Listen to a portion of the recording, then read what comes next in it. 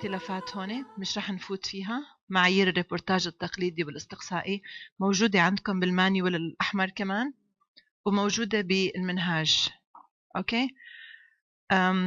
متطلبات العمل الصحفي، أهم شيء يكون في عنا فضول. ليش عم بيصير هيك؟ مين المسؤول عن ذلك؟ قديش تكلفة الحدث ماديا أو معنويا، السرقة أو الأذى النفسي؟ وماذا سيحدث في المستقبل إذا لم نكشف الموضوع حاليا ونوثقه؟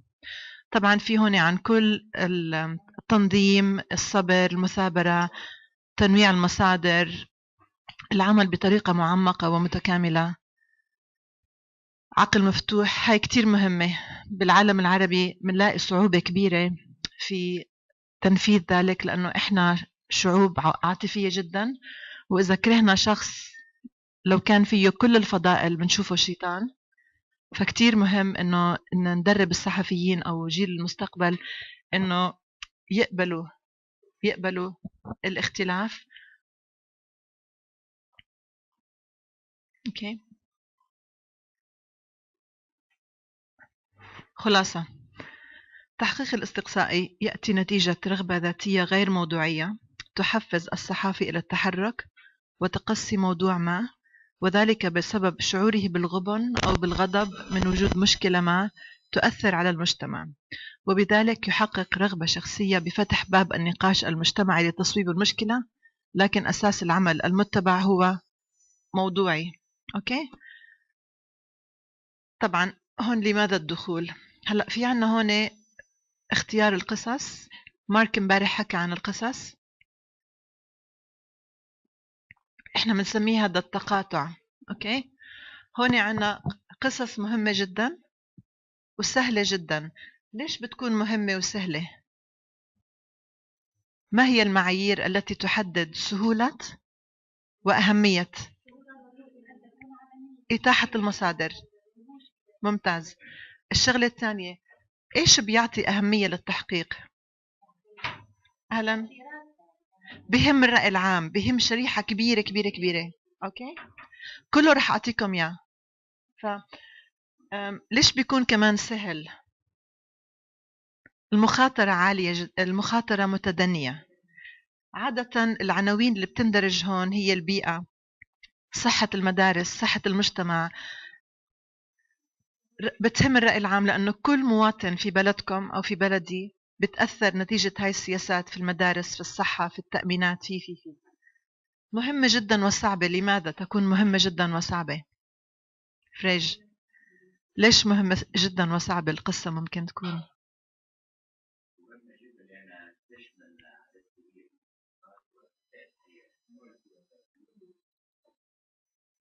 يمكن أن تكون مهمة جدا لأن كما قلت، يعني كما تفضلت به، يعني أنها تشمل عدد كبير من الأشخاص وتضم قطاعات أساسية بالنسبة لأفراد الشعب. سهلة لأنها يعني النفاذ للمصادر، سهلة النفاذ للمصادر. هذا هو بصفة عامة. ليش لازم نفكر مرتين قبل ما نخوض بهذا الجانب؟ مخاطرة عالية جدا، فساد، تهريب البشر، قضايا بتمس الأمن، المخابرات، الجيش، الجريمة المنظمة. أوكي. مش معناته ما بنشتغل بهاي المواضيع، بس هاي خليها لبعدين، بس نصير نعرف نمشي وننط منروح عليها. أوكي. التدرج. وعليكم انتم كتير تحذروا الصحفيين اللي رح تشتغلوا معهم او الجيل الجديد، انه مش الصحافة الاستقصائية بس بوم الكبير فوق، بوم تحت، في اشياء كتير بوم تحت. في عنا صعب واقل اهمية. ايش يعني صعب واقل اهمية استاذ احمد؟ بالضبط. شرائح داخل المجتمع. ليش صعبة؟ مغلق، مجتمع مغلق. رح أعطيكم نموذج. في عنا بالأردن قرية في الجنوب، كل سكانها أتوا من جنوب سيناء والعريش، قبل ما يكون في حدود بين الأردن وبين فلسطين ومصر. هدول القبيلة بيمارسوا عادة ختان النساء، لكن ختان النساء ليس منتشرا في الأردن، لأنه المذهب اللي احنا بنفسره هو المالكي، بعتقد أنا سوري لأني مسيحية، بس بعتقد أنه هو المالكي، وأبدا ما بيشجع على هذا الإشي.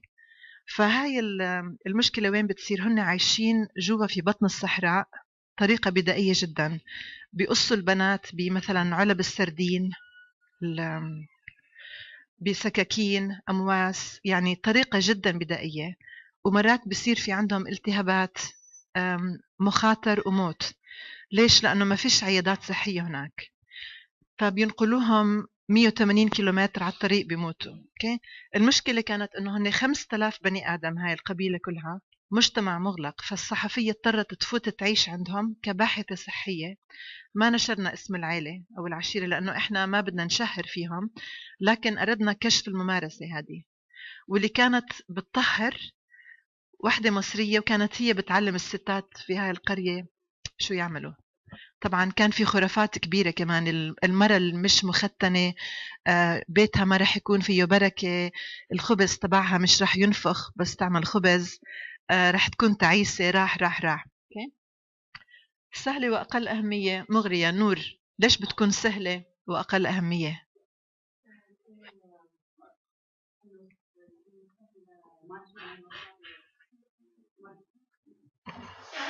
سهلة لأنه سهل الحصول على المصادر والوصول للمعلومات، ولكنها أقل أهمية لأنها لا تهم الرأي العام وتهم فئة قليلة من الناس. ممتاز، تعطيني مثال؟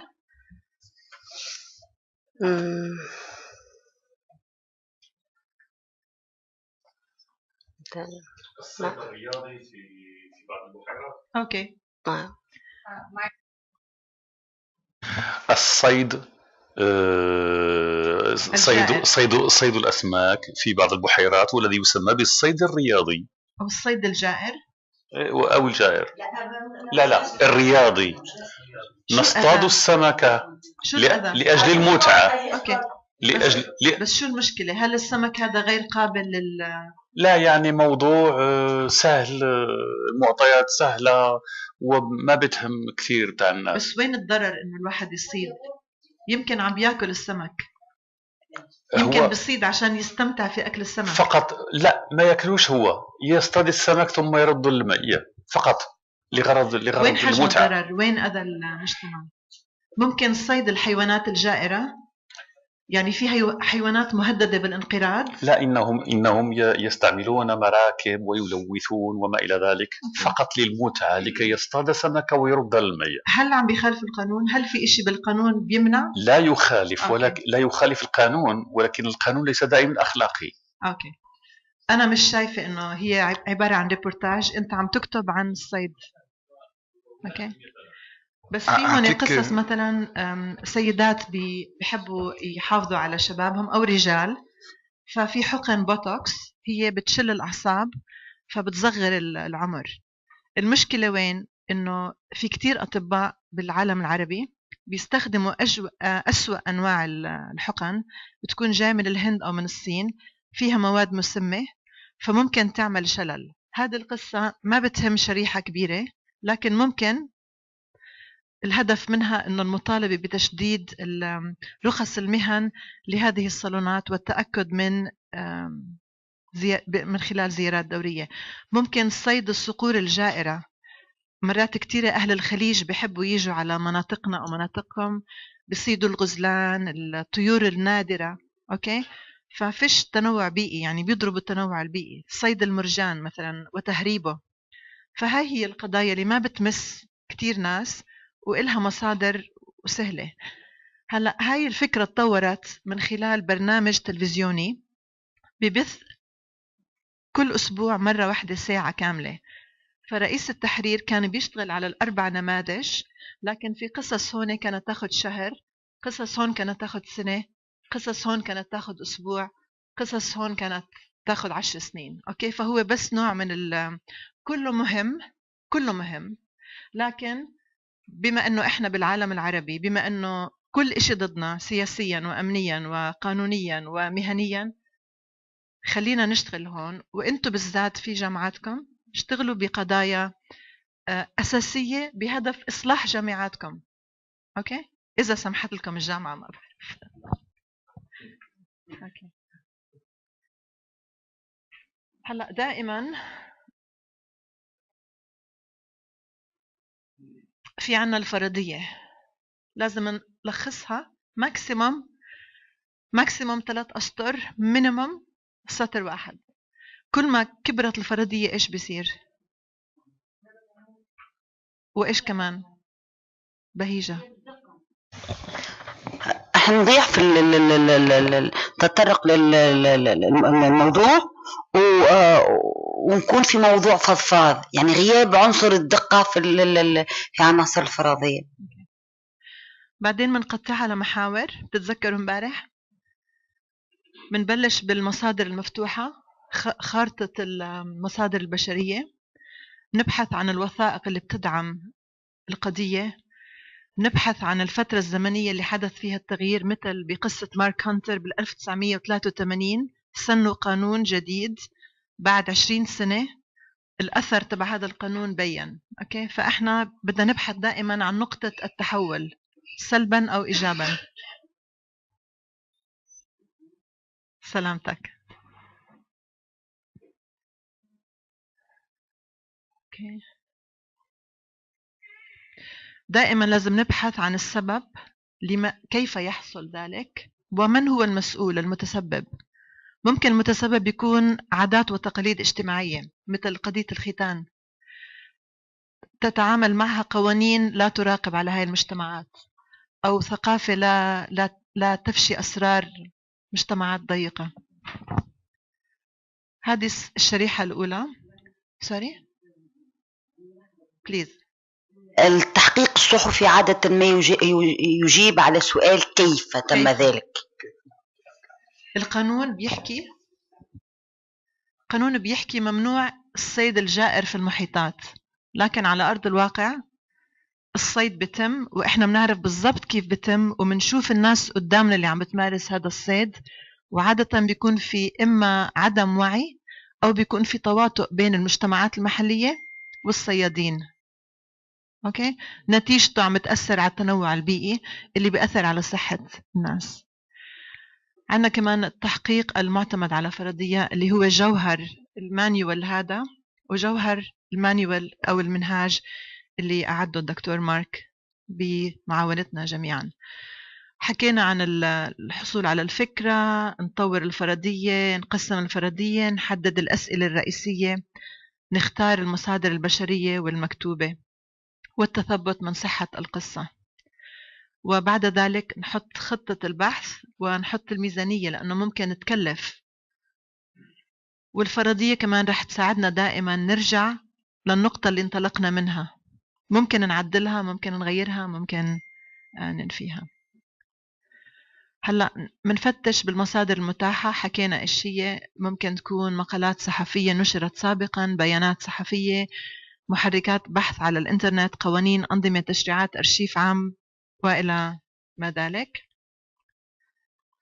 بعدين منقسم أنواع المصادر. في عنا مصادر مغلقة أو مفتوحة، مصادر رئيسية. سوري.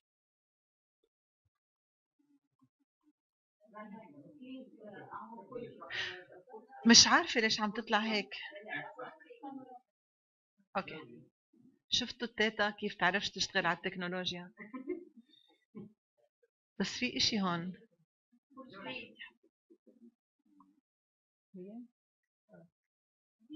هيك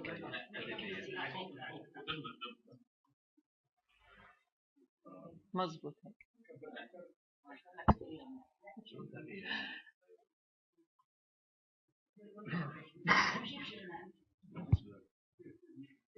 واضح؟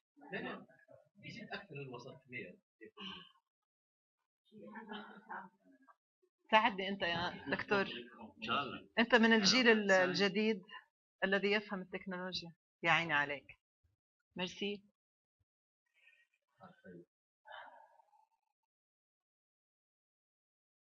هذا كله حكيناه امبارح، بتتذكروا؟ أنا بس عم بجرب أعمل ريفرشنج وهذا اللي إحنا بنستخدمه مع الصحفيين. أوكي، مصادر متاحة. في عنا مصادر مغلقة أو شبه مغلقة. الضحايا شهود عيان مثل قضية الختان صعب إنه الواحد يوصل لهم. اللي بيمارسوا الفساد بيكونوا 2 أو 3، المحاسب والوزير ومساعد الوزير، عناصر جماعات إجرامية. بدنا نفكر مرتين. سجلات الشركات الخاصة والعقارات، سجلات الطبية ممكن عن طريق دكتور، ممكن سجلات الشرطة عن طريق استخدام محامي يساعدنا، وفي قواعد للمعلومات. بدنا نتأكد دائما إنه القانون ما بجرم تداول هاي المعلومات. ممكن تكون مصنفة تحت باب سري، غير سري، ليس النشر. بهاي الحالة ممكن إحنا بالكتابة أو بالريبورتاج نقول إنه إحنا اطلعنا على الوثيقة ونعيد صياغتها بدون ما نقتبس منها حرفيا. إذا كانت محكمة مغلقة عنا بالأردن حصلت، ممنوع إنك أنت تنشر أحداثيات القرارات المغلقة. رحنا حكينا مع المحامي اللي كان محامي الخصم وأخذنا منه تصريح على لسانه يدعم ما قرأنا في هذه الوثيقة. أوكي؟ عنا المصادر المتاحة الأولية والثانوية. المصادر المغلقة أولية وثانوية، حكى عنها مارك امبارح. أوكي. مصادر الأولية هي المصادر الأصلية للمعلومات، الأوراق، القوانين، الوثائق، مقابلات مع الأشخاص. ممكن يكون ضحية، وثيقة داخلية، ملاحظات شخصية، شاهد عيان في حالة واحدة. إذا إحنا عم نحكي عن سرد تاريخي، إشي حصل في الماضي وما فيش غير واحد شاف هذا الإشي، ممكن انقلاب في الماضي، ممكن حوادث سير دمرت أسرة بكاملها، في هاي الحالة يعتبر الشاهد مصدر أولي. في حالات تانية ممكن يقول لك جارك كل يوم بيجي ترك وبياخد من هذا المصنع مياه ملوثة وبيلقيها بالوادي، فأنت ما بصير تقتبس عن هذا الشخص إنه هيك عم بيصير. بدك تلحق الشاحنة وإنت تشوف بعينك كيف عم بتصير هاي العملية. ففي هاي الحالة يعتبر هذا الشخص هو اللي بيوجهك وين تروح أو بدلك وين تروح. مصادر الثانوية تنقل عن غيرها، دائما تتبع للمصادر الأولية، تعد مصدر للإلهام، ونادرا ما تعد مصادر أساسية في التوثيق. أوكي؟ دائما لازم نعرف كمان المصادر كيف شافت هذا الإشي. هل عندك وثائق؟ اسألوا، يعني شجعوهم يسألوا الضحايا. لازم نقرأ طبعا التشريعات والقصة كلها. تفكر بأهمية القصة. أوكي. حكينا عن الاستراتيجية أو الهيبوثيسز اللي هي ترسم حدود التحقيق وتؤطره، بتذكرك بالهدف. بعدين طرحنا هون قضية الجراثيم في المستشفيات. هل هاي فكرة قابلة إنك تتقصى فيها؟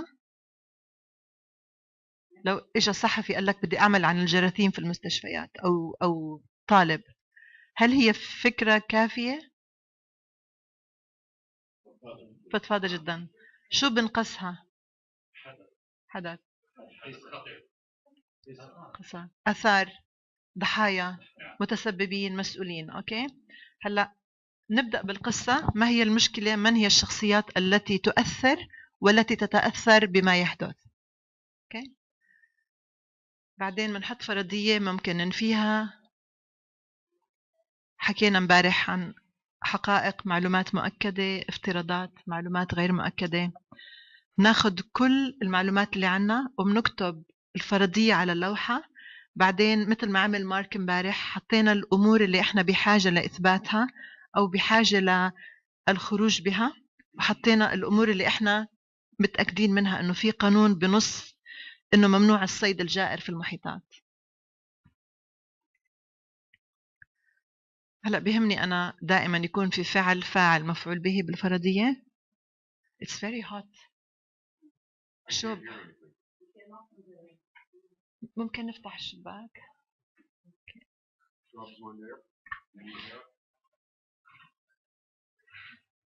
You can't hear. أستاذ مش عم يسمع مارك الترجمة. أوكي. نرجع نتذكر. شخص ما يرتكب عمل ما تجاه ضحية في مكان ما ويسبب نتائج. ممكن كمان تكون نتائج إيجابية مش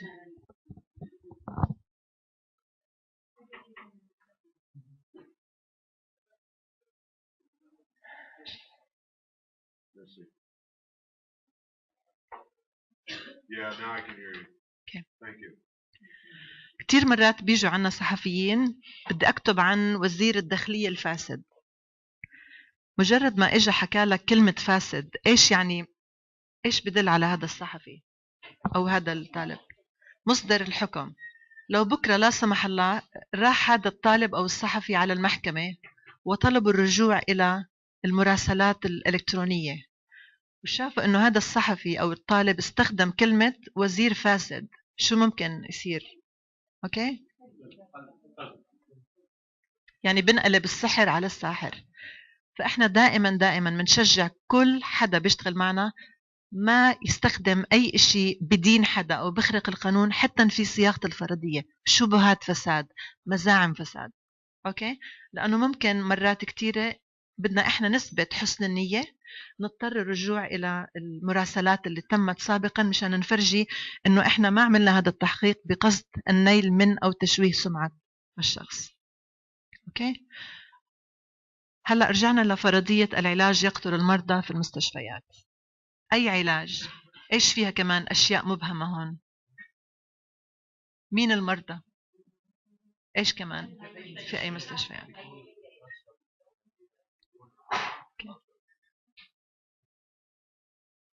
أوكي؟ هينا على نفس الخط الحمد لله. السياق اللي كنت أحكي فيه بخصوص أنه إحنا لا نتوجه بأي شبهة، يعني بأي اتهام لأحد. عادة ما نقول صفها ولا تقلها، يعني أصف الأفعال ولا أشبه فيها، معناتها ما نعطيهاش حتى توصيف. أنا بالنسبة لي نقول فعل كذا كذا كذا دون إصدار أحكام، يعني لتفادي أي مؤاخذات. بس كتير لازم تنتبهوا مع الطلاب عشان يتعلموا من هن وصغار إنهم يفكروا بطريقة منطقية وبطريقة موضوعية وبطريقة صحيح إنه في عندهم دافع شخصي، لكن الدافع الشخصي مش لازم يعميهم. هلأ عنا بعد البحث اكتشفنا إنه في جراثيم معندة تأتي نتيجة سوء استخدام المضادات الحيوية. فبتروحوا أنتوا عند الدكتور بالعالم العربي، أول شيء شو بيسوي؟ خد بنسلين، خد أبصر إيش. شو بيصير كترة استخدام المضادات؟ بالضبط. فأنت لا سمح الله لو دخلت على المستشفى إذا ما فيش فيها طريقة تعقيم صحيحة، ممكن أنت في مرحلة من المراحل تنتقل لك جراثيم مش ممكن تخلص منها، بتصير اسمها المعندة، خلص resistant germs. أوكي؟ فهذا بعد بحث أولي، هذا اللي اكتشفناه. ما هي الجراثيم؟ كيف تنتشر؟ أين تنتشر؟ ماذا تفعل بالناس؟ وكيف تفعل بالناس؟ هلأ بعد ما نحط الفرضية بدنا نقطعها إلى محاور. تحت كل محور من المحاور الجراثيم بدنا نحط الأسئلة، بعدين المصادر المتاحة والغير متاحة، الأولية والثانوية. وهون بنحكي عن مثال نشر في سوريا، بدي بس تشوفوا هون وبعدين ننتقل لدكتور مارك. الجراثيم المعندة هي محور من المحاور. تنتشر، كيف تنتشر؟ في المستشفيات السورية. ما هي المستشفيات السورية؟ كم عددها؟ ما فينا نبلش بالعدد قبل ما نحدد ما هي المستشفيات. ما فينا نبلش كيف تنتقل إذا ما حددنا إيش هي الجراثيم. أوكي؟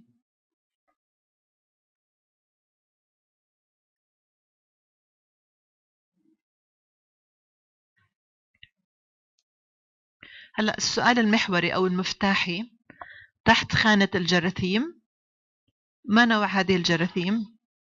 من وين منجيبها؟ مصادر متاحة. بعدين بنرسم خارطة المصادر.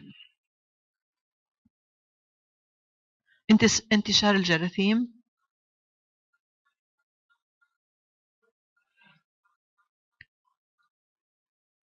كيف تنتشر؟ هل يتم اتباع هذه الطرق لمنع انتشارها؟ إذا كان الجواب لا، وين المشكلة؟ إما شركة التنظيف مش منيحة أو الرقابة الداخلية في المستشفى مش جيدة.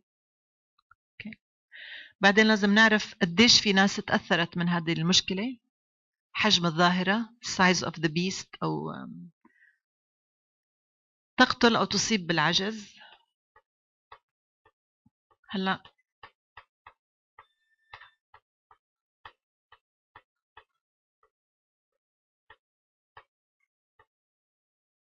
أوكي، شوفوا التسلسل المنطقي. ما هي الجراثيم التي تتسبب بالمشكلة؟ كيف تنتشر؟ هل يتم اتباع التعليمات؟ ما هي النتائج؟ من المسؤول؟ أوكي،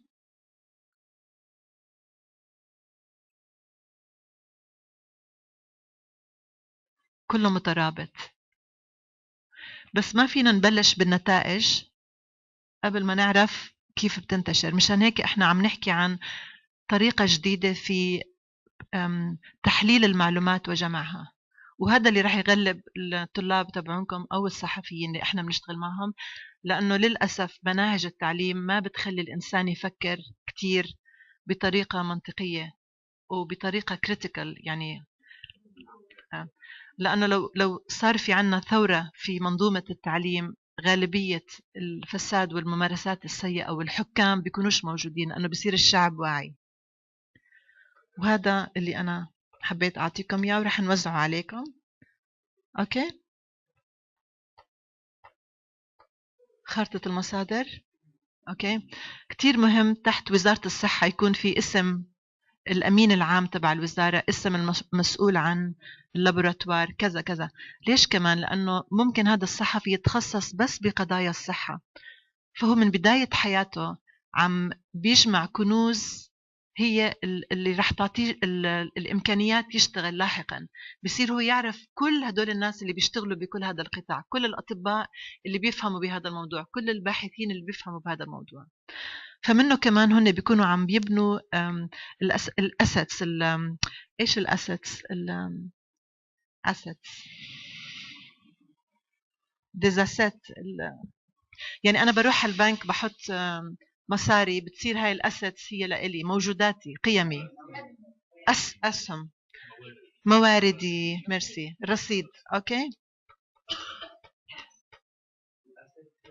والأصول بس. وأهم شيء نقسم القصة. بعد ما الشاب هذا بحث في قصة الجراثيم المعندة، من فرضية واحدة خرج ب6 تقارير، 6 تحقيقات، 6 قصص. هاي كانت عناوينها.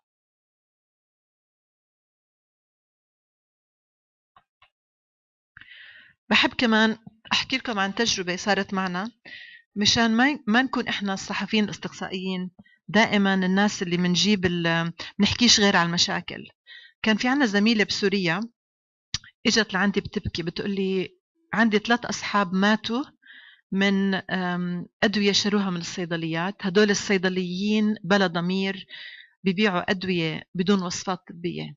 فحددنا الأنواع اللي عم بيتم استغلالها. كان في دواء سعلة اسمه كيمو بالنهار، دواء سعلة اسمه سيمو بالليل، وفي دواء اسمه بلتان بيعطوه أطباء النفس لتهدئة الناس. فهدول الشباب أو اللي بدهم يستخدموا مخدرات رخيصة، أوكي، بيروحوا للصيدلية بيشتروا هاي الأدوية. فالبنت هذه انتحلت صورة حدا بده يشتري هالأدوية، ما خرقت القانون. حددنا 150 صيدلية، راحت سألت سيمو كيمو بلتان. بالأخير 75% من الصيدليات رفضوا يبيعوها الأدوية هاي، قالوا لها جيبي لنا روشيتا. وال25% قالوا لها إشي تفضلي وإشي ارجعي لاحقا. قالت لي مش ممكن مش ممكن. قلت لها لينا تبعتي الأسلوب؟ قالت لي قالت لي بس مش ممكن، أنا متأكدة. قلت لها ارجعي كمان مرة خدي عينة أصغر. طلعت نفس النتيجة، لأنه ما فينا إحنا نكذب إذا هذا هو الواقع. فإحنا كان عندنا خيارين، إما نكتب غالبية الصيدليات تلتزم بإجراءات وزارة الصحة في صرف الأدوية، أو بدنا نقول إيش الأقلية اللي ما بتلتزم. لكن كشفنا من خلال هذا التحقيق إنه في مشكلة بمراقبة الصيدليات، في مشكلة بالإنفنتوري، تصنيف الأدوية، بيع الأدوية. يفترض كل ما أنت تروح بروشيتا لعند الصيدلية يكون الطبيب حاطط اسمك عليها، الصيدلية بتختم، في عندها مستودع، يعني في حسبة. أوكي، مش فالت الدنيا هيك. أوكي، فهذا كمان اللي أنا حبيت أحكي لكم. وآخر شيء بدي أقول لكم إياه، إنه في وحدة من الحالات في الأردن كمان كان في عنا أمين للعاصمة. العاصمة يعني شو بتسموها، الجهوية الرئيسية. الأمين كان عم بيشتغل على مشروع باص سريع عشان حل أزمة المواصلات في داخل العاصمة.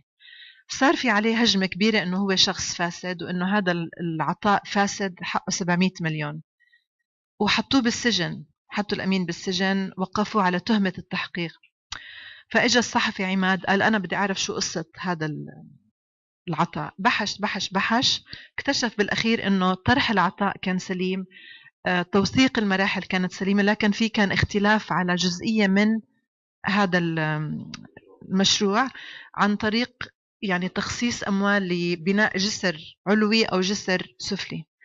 إجا عماد بيقول لي رنا أنا ما بقدر أكتب هيك، كل الشعب الأردني بتهموا هذا الزلمة إنه فاسد، كل الشعب الأردني بدهم إياه يعني يروح على المحكمة وينسحل ويختفي. قلت له عماد بس إذا هي قصتك ما بنقدر نكذب، حتى لو المجتمع ما بده يسمع هذا الحكي لازم إحنا نحكي. قلت له ارجع خذ 4 مفاصل وعمل تدقيق، إعادة تدقيق. نشرنا التحقيق. طبعا هجموا علينا بالأردن، انتوا بدكم طلعوا الفاسد من السجن، بدكم تزبطوه، بدكم. راحت الأيام، رجعت الأيام، المشروع هلأ يتم تنفيذه، وأنا بالصدفة أبحث عن مكتب لنقل الشبكة له لأنه صار مكتب كتير صغير.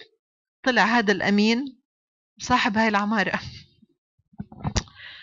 فبقول له بدنا نستأجر مساحة عندك، بس انت طالب منا مثلا 30,000 دينار، احنا ما عناش غير 24,000 دينار، واحنا بدنا المساحة الفلانية. اللي بتعرفي رنا انا رح اعطيك نص طابق مجاني لانه انتوا ناس محترمين، بدنا هيك نوع من انواع الصحافة. انتوا ناس ما تشفيتوا فيي، انا ما بعرفك، بس انا بتابع مجهود الشبكة وبشوف انتوا قديش مهنيين، احنا كمجتمع لازم نساعدكم تحققوا أهدافكم. هو طبعا عنده مصاري كتير فاعتبرها نوع من الذكاء. بس اللي بدي أقول لكم إياه إنه شغلنا كتير فينا نحصده لاحقا. أوكي، بس حبيت أقول لكم هذا الشيء. وهلأ مارك بده يحكي عن تنظيم المعلومات وكتابة التحقيقات. رح أبعث لكم هاي السلايدز، إذا فيها مشكلة باللغة العربية اعذروني.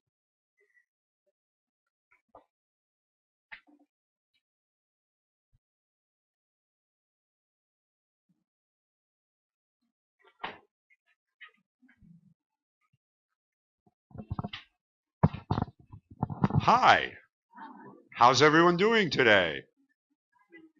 Okay. Everybody changed places except for Noor. Bahija is still in the same place. Fred has moved, Sandra has moved, Hussein has moved, Redouane has moved, Ahmed has moved. What could this possibly signify? I don't know. But perhaps the question doesn't even matter. Okay, so as I've said more than once, but I think it's important to say again, I never met a student who could not find some interesting information.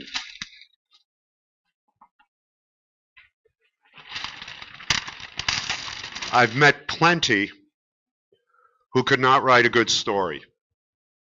Okay, so we have to make that job simpler. To make it simpler, we have to ask, what makes it complicated? Okay, why do people have a hard time writing investigative stories? Well, because there's a lot of information, and most people aren't used to dealing with such big quantities of stuff. So, I'm going to give you a very simple technique, but the technique is absolutely dependent on the students creating a master file. If they don't create the master file, they're not going to be able to do this. Okay? And they have to understand in that earlier stage that the master file is something that's going to make their lives easier. They're going to look at it as a task. Oh, another thing I have to do. Ooh. You know, well, too bad. smart people do things that make their lives easier. So we get them to do this. Now, I'm going to move this as best I can.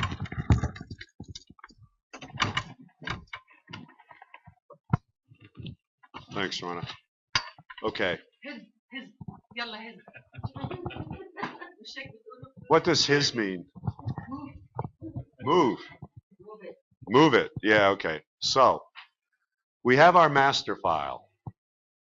Okay, we have the information we want. It's in a chronological order or a spatial order. That's already a narrative structure. Though at least, I don't know if the Arab world reads Homer. If most of your students won't, of course. They won't have read the Iliad or the Odyssey. I think every journalist should read both. But Homer set out two ways to structure narratives. One is chronological and the other is spatial. Okay, Aristotle added to that. The techniques these guys described are still in use more than 2,000 years later, which means they probably correspond to structures of the human brain. If we have a master file that is organized chronologically, the task is very simple. First, we read through the master file and we take out everything we're not going to use. By the way, the students have to be instructed to change the name of the file before they do anything to it. They have to save the file under another name. The reason is obvious, but students don't always think of the obvious, okay? Which is, if you lose your data, you've lost all your time. You've lost your investigation.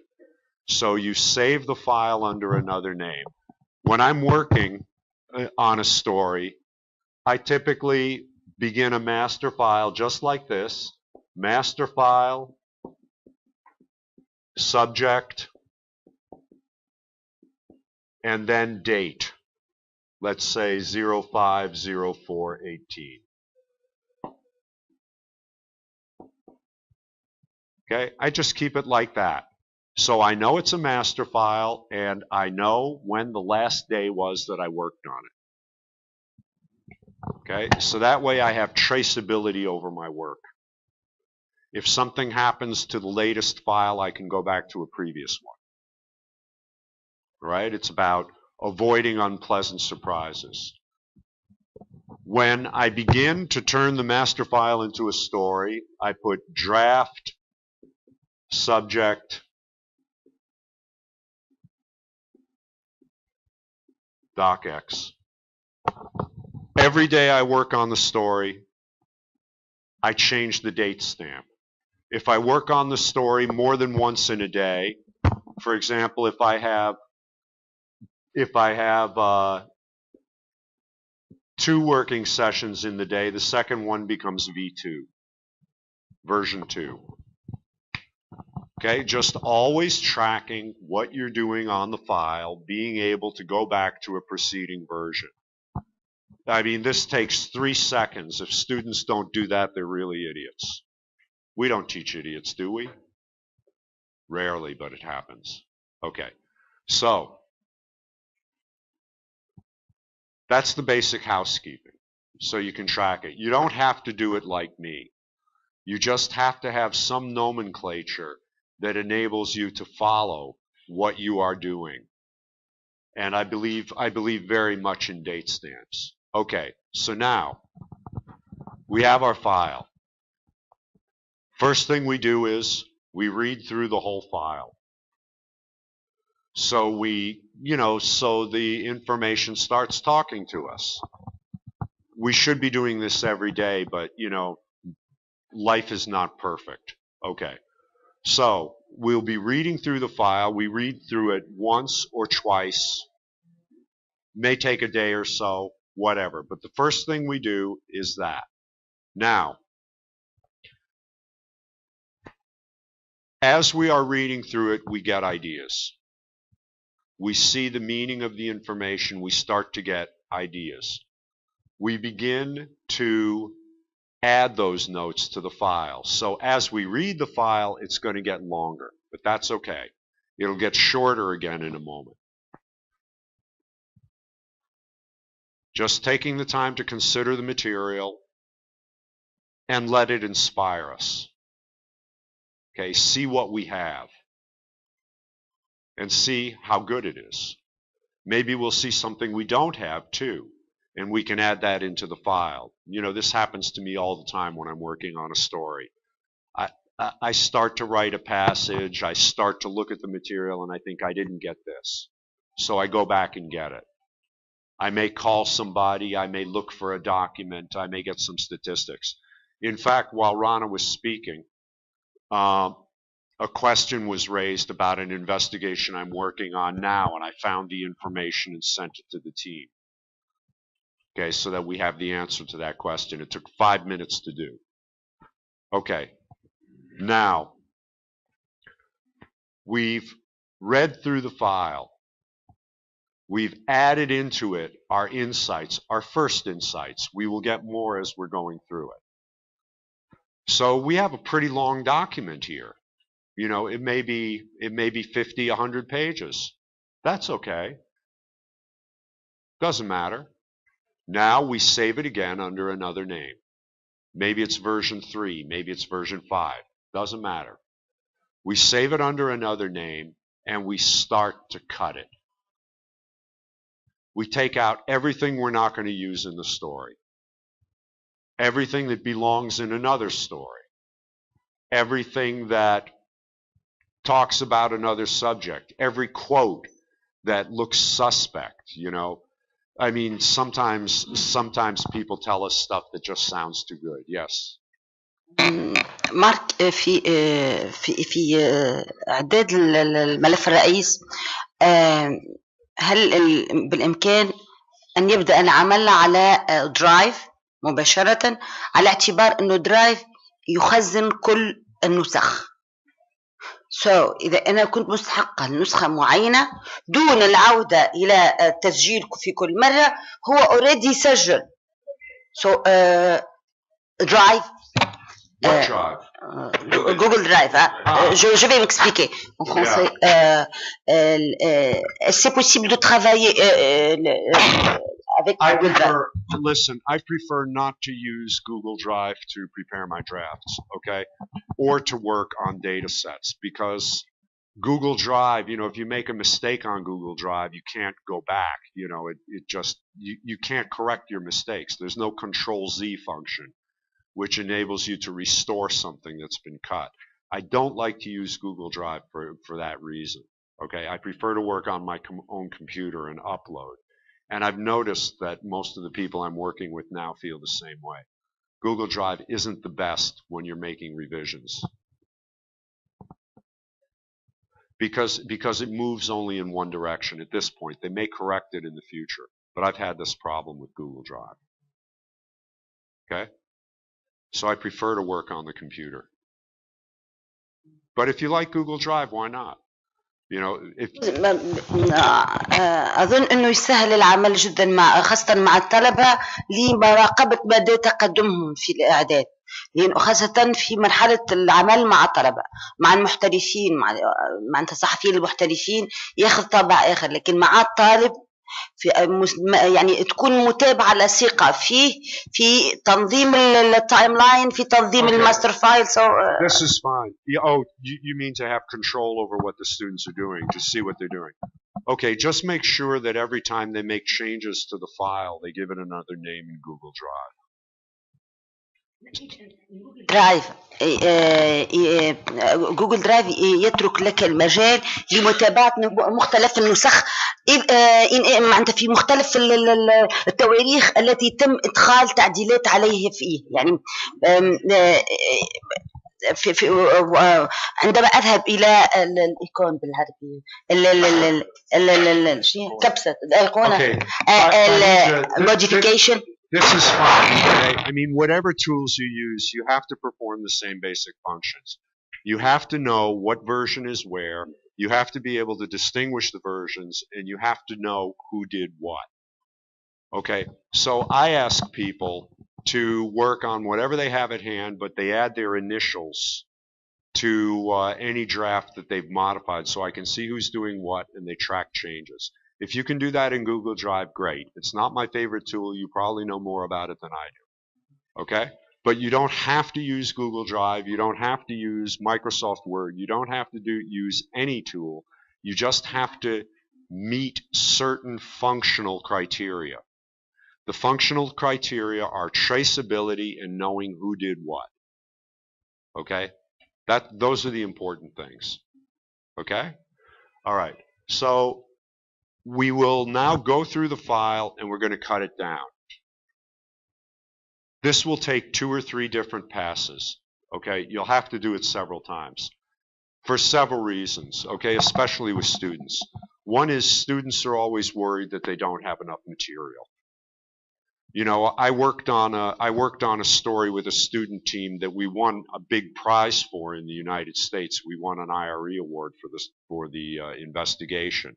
And the most important thing I did on that investigation was sit down at a meeting with the students who were doing the reporting and listen to them whine about how they needed this and they needed that. And I looked through the file and I said, "You're out of your minds. Let's go. We're done. You know, it's time to write the story." So your students are going to flip because they think, you know, there's always another fact. That is one symptom they will go through. A second symptom they are going to experience is anxiety about whether they got the story right. So one of the reasons you have them read through the file is so that they get through that anxiety. Okay? Just get them to get that material inside them, and then they start to cut. And you make them cut things that they think are wonderful, because they will think everything is wonderful, or they will be afraid to cut it because they think that their story falls apart without it. I mean, one of the things you can do when they give you the master files is actually comment on the master file. This looks important. This looks interesting. This is exciting. Now, they will probably neglect some things as well. Okay? They may not have interesting personal information about their sources. Okay? The master file should contain things like, what does the building where the target works look like? Is it a big corporate building? Is it a shabby warehouse? What's on the walls? You know, the books that somebody keeps in their office are very significant about who that person is. How do they dress? How do they speak?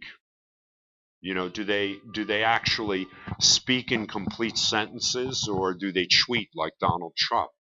You know, all of these things have an impact on the meaning of the story, because the character of the people involved in the story ultimately has an impact on what happens. Certain people are capable of certain things, others are not. Maybe they've put in biographical details of the people who are involved. You know, we saw, you know, you don't always have time for this in a short investigation, but I remember seeing an Arage investigation about an entire village where people took old tires and cut new grooves in them and then resold the tires. So think about that. A tire on a car has had new grooves cut in it. What do you think is going to happen to that tire when it gets hot? What do you think is going to happen to a tire that was worn down, and now we cut new grooves in the tire and we take it on the road? What happens when the tire gets hot? Pardon me? You don't know? It explodes. It explodes, which means the car turns over, which means someone gets killed. And this happens in Egypt all the time. There was a village that specialized in producing these tires. They had factories throughout the village. you know, where skilled workers cut new grooves in the tires so they would kill somebody and then sold the tires. You know, they were very proud of their work. They made beautiful tires. The only problem is they were fatal. So there was an interview in there with, you know, the guy who ran the office at the Ministry of Transport that was supposed to oversee these activities. And okay, so, you know, it was a confrontation interview and the guy looked like an idiot. But I was thinking, who is this guy? How did he get this job? How long has he been there? What does he know about what he's doing? These kinds of details can add a great deal to an investigation. Okay? All right, so you want to be sure that the students don't take out the stuff that brings you want to be sure that the students don't take out the stuff that brings the story to life. What brings a story to life are people. Okay, we have to have people in the story. And if they take that out, the story disappears. Right? We have to sense their presence in one way or another. And it goes beyond quoting them. You know, students trained in news reporting will have a natural tendency to remove anything that feels like emotion, because for them emotion is noise or it's sensational. They will have a tendency to take out anything that adds color, because they don't want to be accused of being sensational. You know, there was one Araj story that particularly affected me. It was about a village in Jordan where there's an olive oil factory at the top of the hill. Okay? And the factory throws its garbage down the hill toward the village. Okay, so this is an open air garbage dump in a village in Jordan. What do you think happens when the summer comes? What do you think happens when the summer comes? أظن أن المتساكنين قد يضطرون إلى مغادرة القرية من روائح. Okay, what happens before they leave the village? Pollution. What would happen before they leave the village? Why would they leave the village?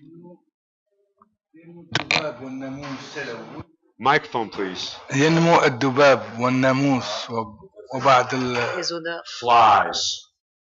What else? ميكروبات. Please put on the microphone, Mohammed.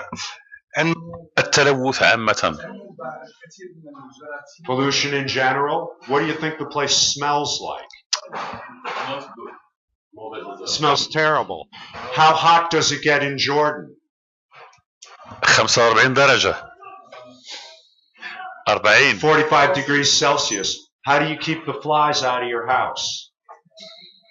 How do you keep the flies out of your house? No? Why, you close the windows. What happens in a house when it's 45 degrees centigrade and you've closed the windows? What happens inside the house? More hot.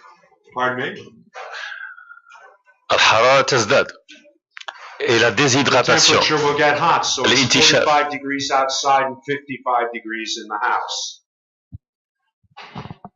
Okay, so one paragraph in the story gave you the details that I just gave you. And that one paragraph told me everything I needed to know about the story, about why this story was worth doing. Because a village is essentially being destroyed by a factory that makes olive oil. Okay? These kinds of details are what will bring the story to life. If the students did not gather those details, then the story will be less powerful. So at an earlier stage, before the class is over, okay, try to get a look at their master files. I tell them to give me a master file every week they're working on the story. So I can see if they are working, so I can see what they're adding, and so I can see what they're leaving out. I repeat that at the Spotlight team, they do this every day. Okay, that's the professional standard. I don't think once a week is too much to ask of students. Okay, although they will complain. Have you noticed that? They complain. What's wrong with them? Don't they know we're trying to make their lives better? Perhaps not. Okay, so that was a joke, by the way. That's my idea of a joke. Okay, so they will start cutting down the file. I suggest that they cut it so that it is somewhere between 2 and 3 times the length of the final story. Just hone down the material, keep saving the file under different names, cut to 2 or 3 times the length of the final story. Okay, now, by the way, this is very similar to the way TV or documentary filmmakers work. You go out and you get your rushes, you look at the rushes, and you throw away the ones you don't want. N'est-ce pas? You get rid of the stuff that you're not going to use so you can see clearly what you are going to use. Then, when they've got that, they read it over again, so they're absorbing the material, so they know the material more or less by heart. Okay, so the material becomes part of their experience. Throughout this process, they will be writing this stuff. Incidentally, it's a very good idea to encourage your students to write pieces of the investigation from the beginning of the investigation and to keep it in the master file. Okay, there's a great investigative journalist team in the U.S., Barrett and Steele. Okay, Jim Steele, S-T-E-E-L-E, says write early and often. You don't wait to finish the story to begin writing. You write and you keep the material in the master file so that you are not facing at the end a massive pile of stuff and having to compose in a day, which is what most students do. All right, and if they do that, the story is a guaranteed loser. Now, we've cut the material down to 2 or 3 times the length of the story we're going to write. What we do now is cut and paste. The master file is already in either a chronological or a spatial order. Either we are going to go from one place to the other and talk to the people who are in that place and see what that place is like. For example, we will go from a first view of the village where the factory is on the hill to a house within that village, and then to the office of the minister to say, how can this happen? Okay. In that sense, we are traveling spatially. When I worked on the National Front, I went from Paris to the provinces, to the towns that they controlled, and then back to Paris. Okay? It was a trip between these different places. It was appropriate to the subject because they were a heterogeneous movement that existed in many places at the same time. If I were working on a crime story, I'd be using the chronology. And I am now going to take the material that applies either to one place or to one moment in time and start moving those moments around. And I am not going to do this in an improvised way. Students love to improvise structures. Okay? It's a big mistake. Their structures always run out of steam. They like to improvise voices as well. You know, a sarcastic voice or a satirical voice, or they like to use little literary devices. This is fine in a way because they're experimenting, you know, they're finding out who they are and what their talent is. That's fine. But if you do it in an investigation, you get into a lot of trouble very quickly because these little literary tricks won't carry you very far, and an investigation has to go a long way. So,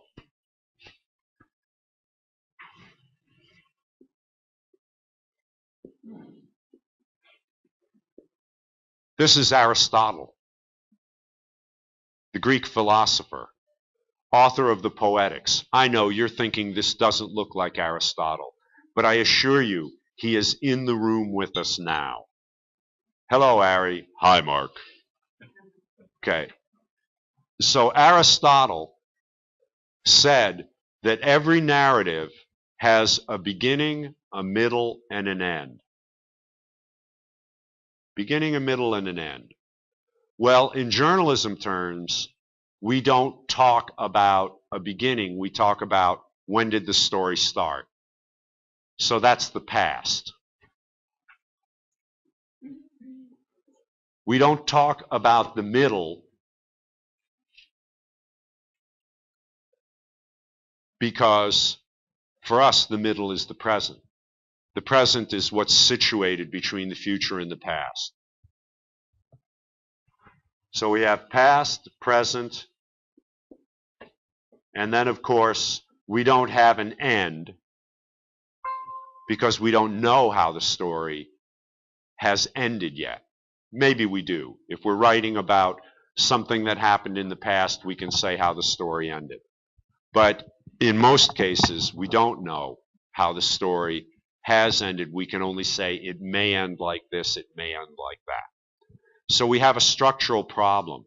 I read in the 1980s, my first scholarly article was published in a review called American Journalism.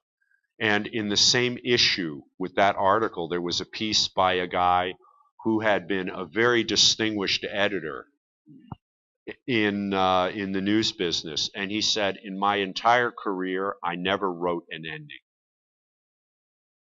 I thought that was absolutely incredible. We have to write endings. Stories have endings, and the ending gives the story meaning. Okay? A story in narrative theory is a sequence of events that leads to a meaning. If there is no meaning, there is no story. So, one way or the other, we're going to end with a meaning. But let's pause for a moment and go back to Ari. Excuse me, fella. We're going back to Ari and his idea that a story has a past, has a beginning, a middle, and an end, or for us, a past, a present, and a future. Now, this was a great idea on his part, and it certainly expresses something profound in the human mind. Does it express the ideal structure of a journalistic story? Do most of the stories you read begin in the past? No? Where do they begin? قصة في الصحافة الاستقصائية ربما تبدأ من الحاضر ثم نعود إلى الماضي لنكتشف الأسباب ما الذي أدى إلى هذا الحاضر ثم ننتقل إلى okay, well you got ahead of me, but that's fine. So your idea is we start in the present. من نقطة البداية. من نقطة البداية ما الذي يحصل في الحاضر. What is going on in the present? Why do we do that? ثم ما الذي أدى إلى هذا الحاضر من الماضي. Wait. Why do we start in the present? لأن هناك مشكلة في الحاضر. There's a problem in the present. Yes. And what does the problem mean to the reader or the viewer?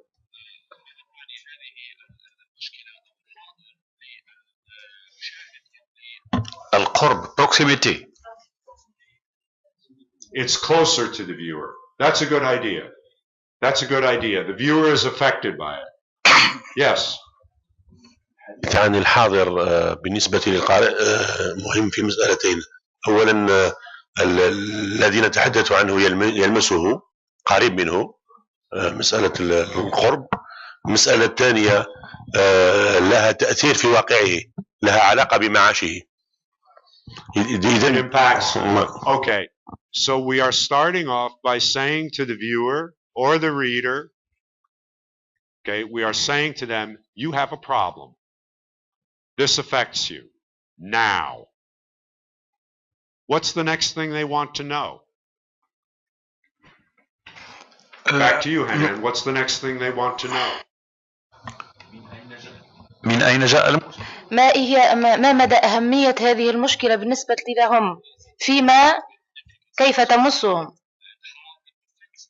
Well, we'll put that. That's in the present.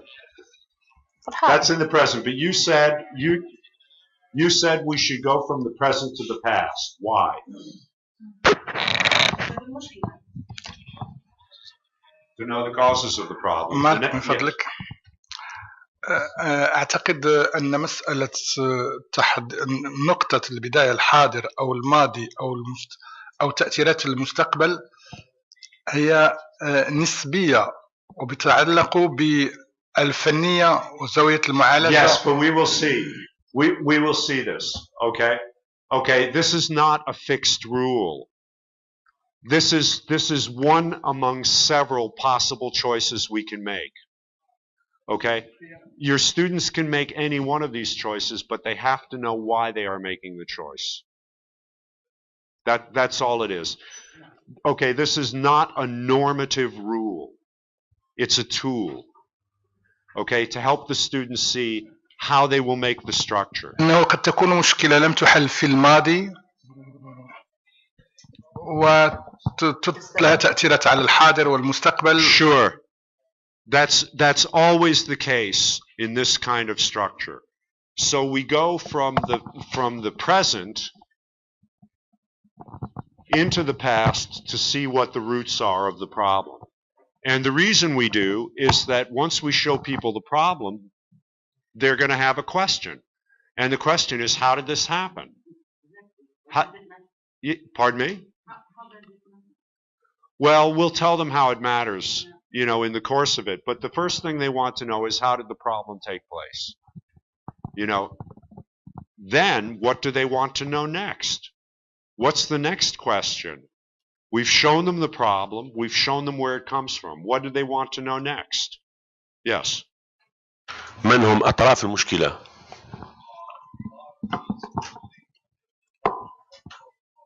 Well, that we will answer here. Okay? Okay, so that's included in the exposition of the situation. But what do we want to know after that? Yes, Hussein, you want to say something? سأكشف أساسا عن الفاعلين، عن المتضررين، عن الواقع والحلول الممكنة لتجاوز المشكلة. Well, yes, of course we will, but that's not what I asked you. What I said was, once we know what the problem is and where it came from, what's the next thing that people want to know? I mean, of course they want us to go deep. They want to learn something they haven't gotten from other reporters or from other people in their lives, certainly. That's the nature of an investigation.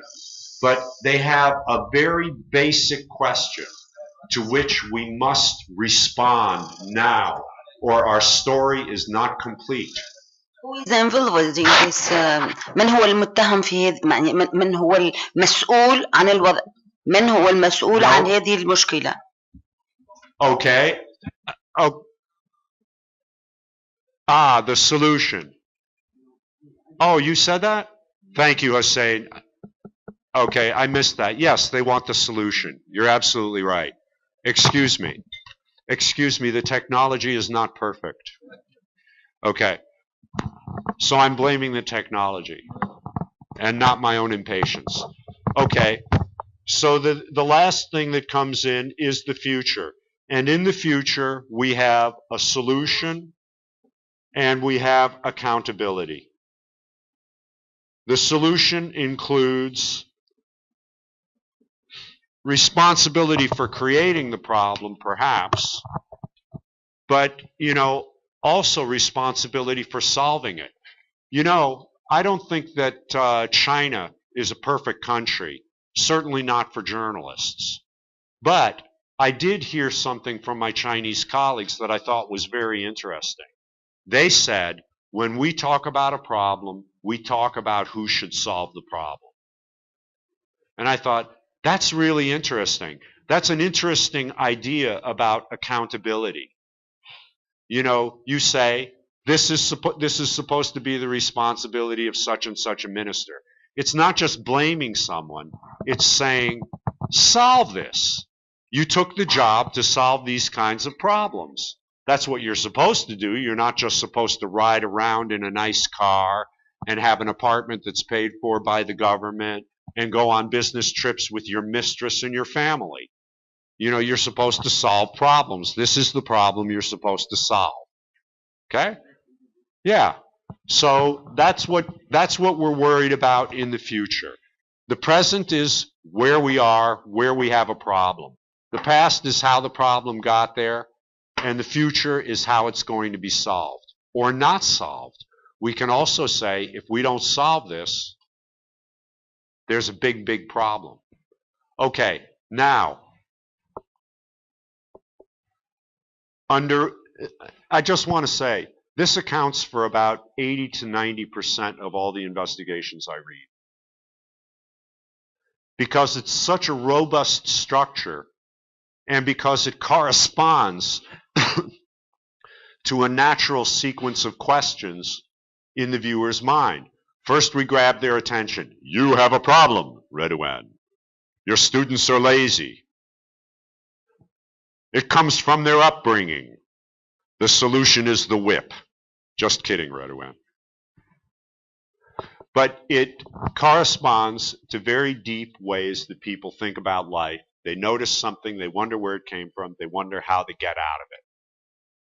Okay, it corresponds to another very profound literary structure, which we'll look at in a moment. Okay, now, can you imagine or have you seen investigations that begin in the past, go to the present, and then to the future? Can you imagine such a story? Have you ever read one? Yes? Tell me about it, Noor. Oui, j'avais vu un exemple d'une investigation qui avait commencé par le passé et qui a vraiment fini dans le futur. C'était un crash d'un Boeing dans les années 50. Ouais. L'affaire a été étouffée et 50 ans plus tard. C'est l'exemple type. Voilà. This is the classic example, a story that was smothered at the time. So you take the people back into the past to say, here's what happened. On such and such a date, an airplane went down and no one ever found out what happened.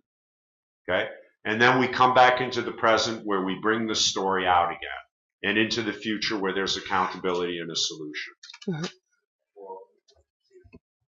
Yes. First Hossein and then... the environment is against me today. Okay. Hossein, first you and then Redouane. Microphone, please. هل يمكن مثلا إضافة بأن التحقيقات التي قام بها بورد وزملاؤه في قضية ووترغيت أنها كانت تتحدث عن عمليات تنصت سابقة لها انعكاسات في الحاضر ولها أيضا انعكاسات مستقبلية من خلال إقالة الرئيس؟ No, the Watergate case was not about something in the past. I mean, they were uncovering a secret act. You know, so you could say arguably they were uncovering a conspiracy, but honestly, in that case, they were doing it in real time. The archives of the Watergate investigation are available for free on the Washington Post website. We speak about them in the curriculum. You know, it's very interesting to look at those stories. You know, but that was hot news pursuit. That investigation was conducted as a series of news stories, okay, where the breaking news generated events, okay, because the revelation of the news not only drove an official investigation eventually, but it forced the White House to undertake a strategy that later led to the resignation of Richard Nixon, because they committed illegal acts to conceal what the Washington Post was revealing. So that was a story that existed practically entirely in the present. Okay? And by the way, it's very interesting that when they wrote a book about this, All the President's Men, you know, All the President's Men was written before Richard Nixon resigned. And in the book, the reporters do not dare to call for his resignation. They don't dare to imagine an ending to the story. Very interesting. It shows you, you know, the limits of news reportage. What did you wish to say, Redouan? في مثلا قصص تتحدث عن المستقبل ولها علاقة بالماضي، مثلا اكتشاف رفات لمقابر جماعية، مقابر جماعية لأحداث تاريخية سابقة لها علاقة بالضحايا، البحث مثلا عن مصير مختفين قسريا في حروب. في الكثير من الأحيان الصحفيين لما يقصوا قصص لها علاقة بالماضي. Sure. The discovery of a mass grave plunges us straight into the past. Absolutely. I can think of another example, which is William Shawcross's book, Sideshow, which is subtitled Nixon, Kissinger, and the War in Cambodia. And he begins deep in the past of Cambodia. He takes you through the history of the country, and the first chapter ends just as the Americans are about to invade. Okay, so it's very, very powerful. And it's a very deep insight on his part, because he's writing for people who couldn't find Cambodia on a map. They have no idea what this place is, or what its reality is, or you know what it means to say, oh, we're going to invade Cambodia, we're going to step on their faces, here come the tanks.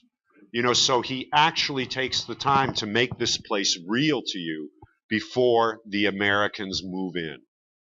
And it's, you know, it's a very powerful technique. More typically, when you begin in the past, okay, if your students adopt this approach, and they may have done significant historical research on a given subject, okay, if your students adopt this approach, their story should probably begin at the moment when something important is about to happen. The past serves as prologue to an extraordinary event, okay? For example, I remember very well in Paris in the early 2000s, they showed the 40th anniversary of the protest march against the Algerian war that took place in Paris. It's like the example you gave, okay, where there were thousands of Algerians in the street and the police massacred them. And I use the word massacre precisely and literally. Hundreds of men were beaten over the head and thrown into the Seine to die. Okay, hang on just a moment, please, Bajinja. And, you know, the revelation of this story took 40 years. This story was covered up for 40 years. So, you know, Libération, which at the time was a very good newspaper, it's less good now. Libération began its story by showing you the march. We're in the past, and then something happens. So we start with a moment where, you know, we're setting the scene, but we understand that something terrible is about to go down. And that's the way a story that begins in the past should be set up. Your students do not need to put all of the past in it. They need to put enough of the past into it to get us to that moment where something is about to happen. Okay, they need to move quickly. Okay, otherwise the viewer will say, why are we looking at this ancient history? مارك. Yes. تحضرني فكرة وهو اغتيال قضاة بإيطاليا.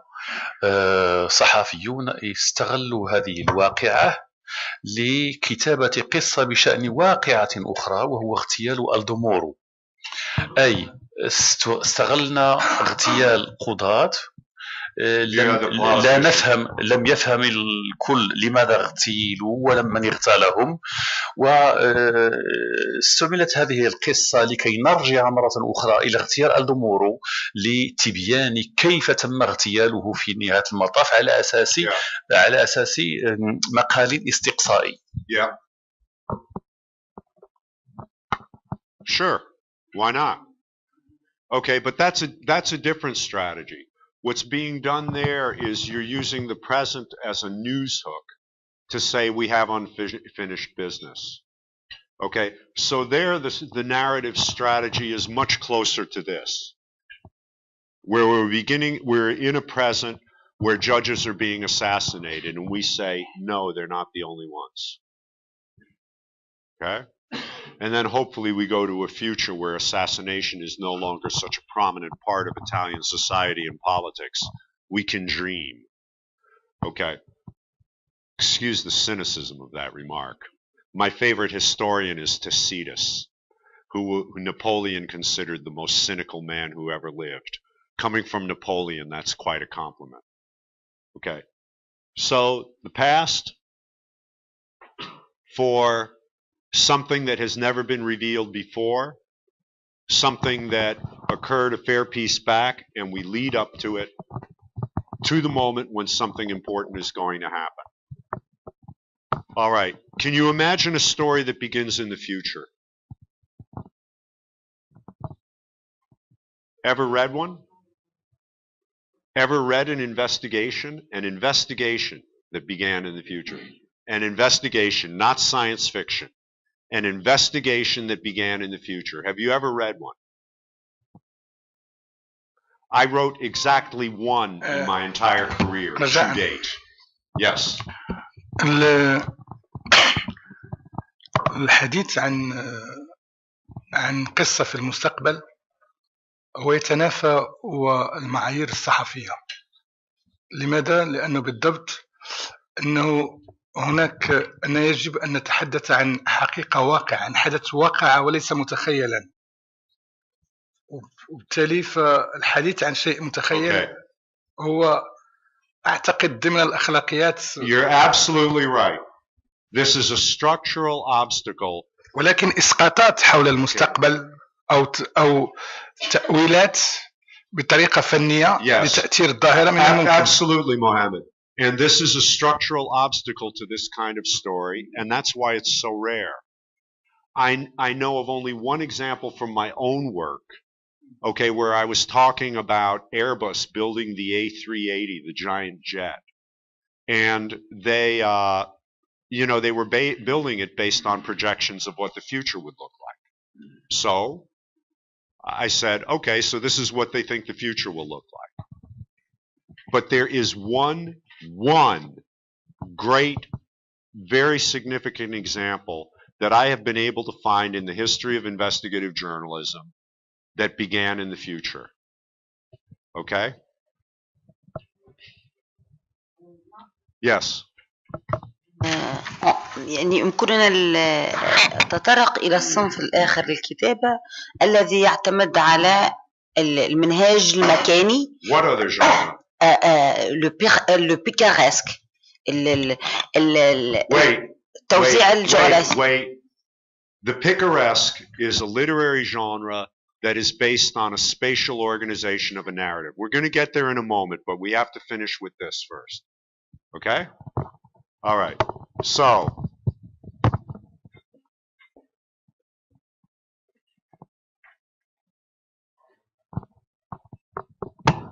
the story I'm thinking of is set in a place called Bhopal in India. Have any of you heard of Bhopal? Yes. 1984. It was the worst industrial catastrophe in history. It was worse than 9/11. Worse than 9/11. A chemical factory exploded in the middle of a densely populated Indian city. It was like a poison gas attack in the First World War. But it killed more people than any poison gas attack in the First World War. Because it was a dense urban area and people had no defense. Something like, 5 or 10,000 people died that morning. For 2 years preceding that accident, a reporter on the local newspaper had been publishing a story every week detailing how such an accident was going to occur. He was hearing from workers at the plant, even some managers at the plant, from neighbors. He became an expert in the chemistry that was being produced there. He saw very clearly what was happening. I believe his name was Raj Barriola. I have it in my notes if anyone is interested. This guy is an incredible hero of journalism. He's the only man I know who ever had such incredible foresight into an impending catastrophe. And he was not able to prevent the catastrophe.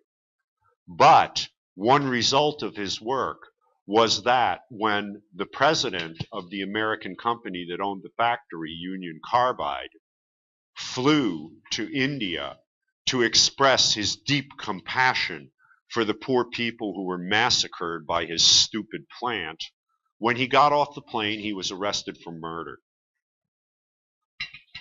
So this big American executive who feels so deeply for the victims of his operations is thrown in prison for killing them. I thought that was nice.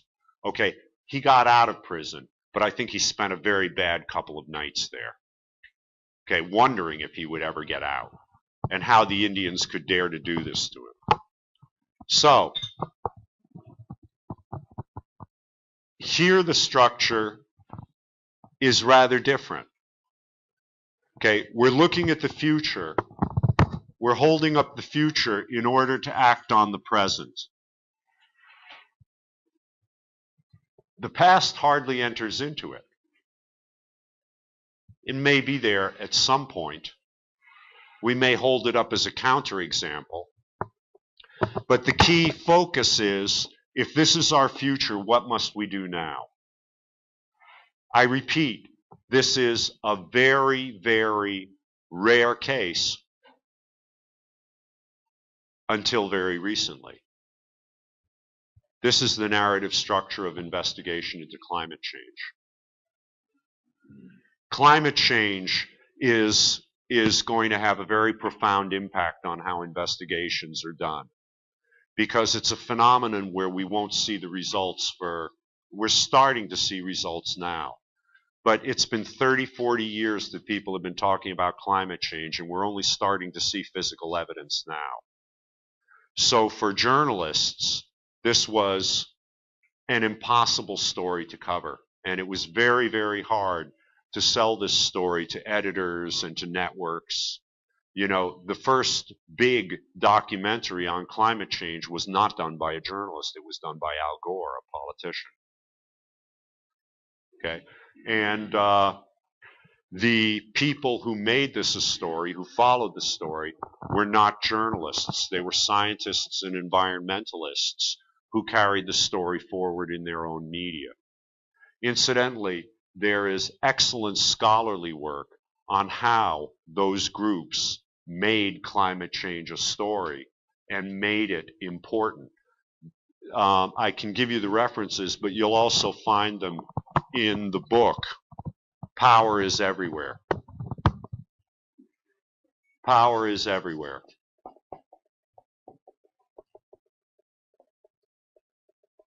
Google that with my name and you will find the free download, or I'll, give me your email and I'll send you the link. It's a book about business models, okay, for media, but it talks about this case as well. This is a narrative structure that's becoming increasingly important in stakeholder-driven media, like the ones that talk about climate change, etc. We look at what the future is going to be if present trends continue, and then we talk about what must be done in the present. I repeat, until recently, this was very rare, but it's becoming more common. Okay, any questions about this?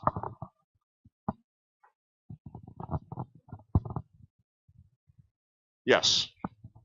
في بداية القصة الاستقصائية التي تعتمد للمستقبل، يعني من الانطلاقة، أظن أنه من الأساس الاعتماد على آراء خبراء في مجالهم قد يعطوا يعني الإسقاطات التي تمكن من إثبات فرضيتي في العمل.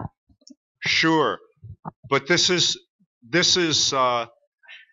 you can look at you can get the perspective of experts, but honestly, you're less interested in their perspectives than in the data they compiled in their research. One of the challenges for a reporter working on this kind of stuff is to become expert in the science. Now, to do that, they need a mentor, a guide. But it's very hard to avoid being manipulated, okay, by a scientist or, because you're dealing with stuff that you don't really understand. If reporters were leading scientists, they would probably change jobs. Now, I know of one reporter who does this very well.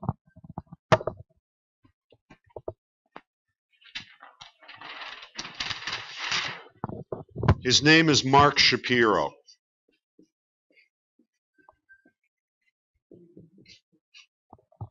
Okay? Yeah, Mark Shapiro. And we have a story of his in the Global Investigative Journalism Casebook.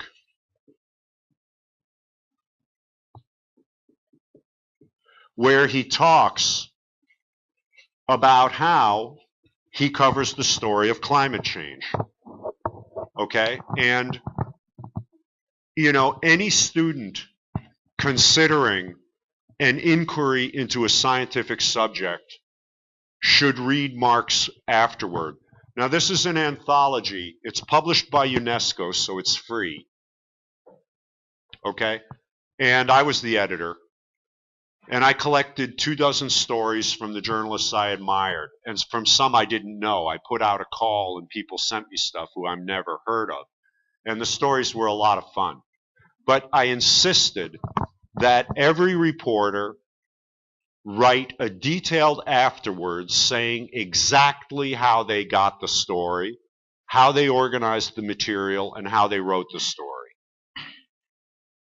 Okay? Those 3 points they had to cover. And Mark's afterword talks about an incredible number of things. First he reads the science, then he looks for people who can guide him through the science. In other words, he's not the monkey saying, please tell me, eminent scientist, what you think. He's saying, I've read your work. I have these questions about your work. Okay, I want to know if this is a reasonable implication, if this makes sense, etc. You know, and he looks for these expert guides. Okay, have any of you read Dante's Inferno? Every journalist should read this book. First, because the structure of Dante's Inferno is replicated in a lot of investigations. I'm going to show you how in a moment. Okay, Dante created a structural model for investigation. But there's, pardon me? Yes.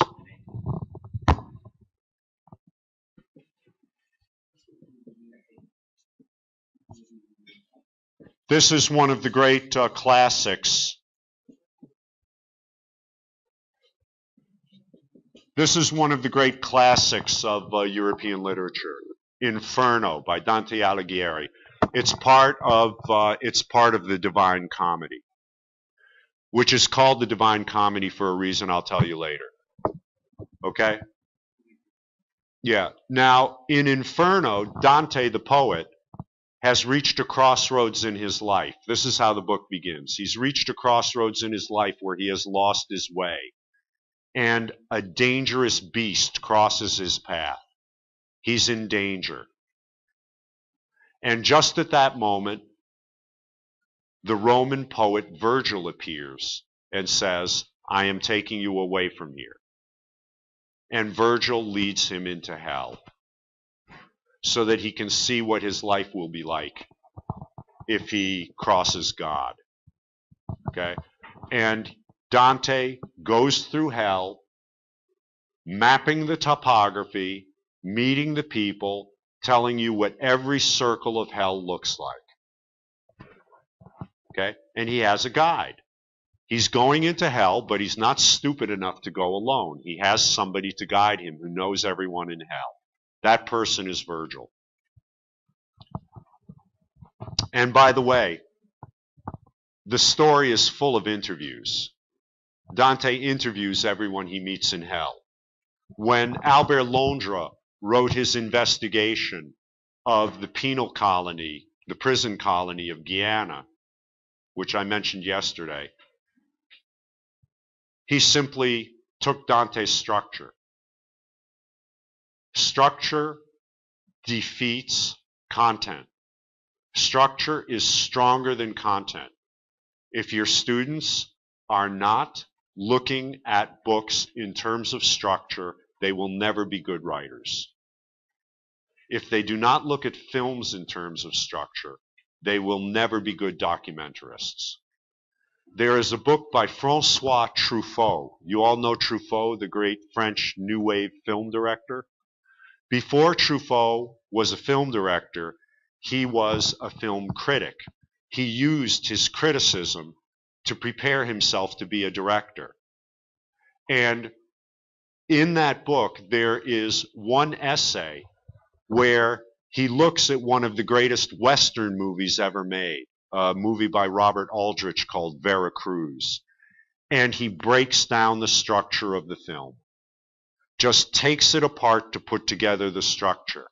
And it's, you know, it's amazing. He's showing you how you create a scenario, how a great scenario is created, and how a master structures the story.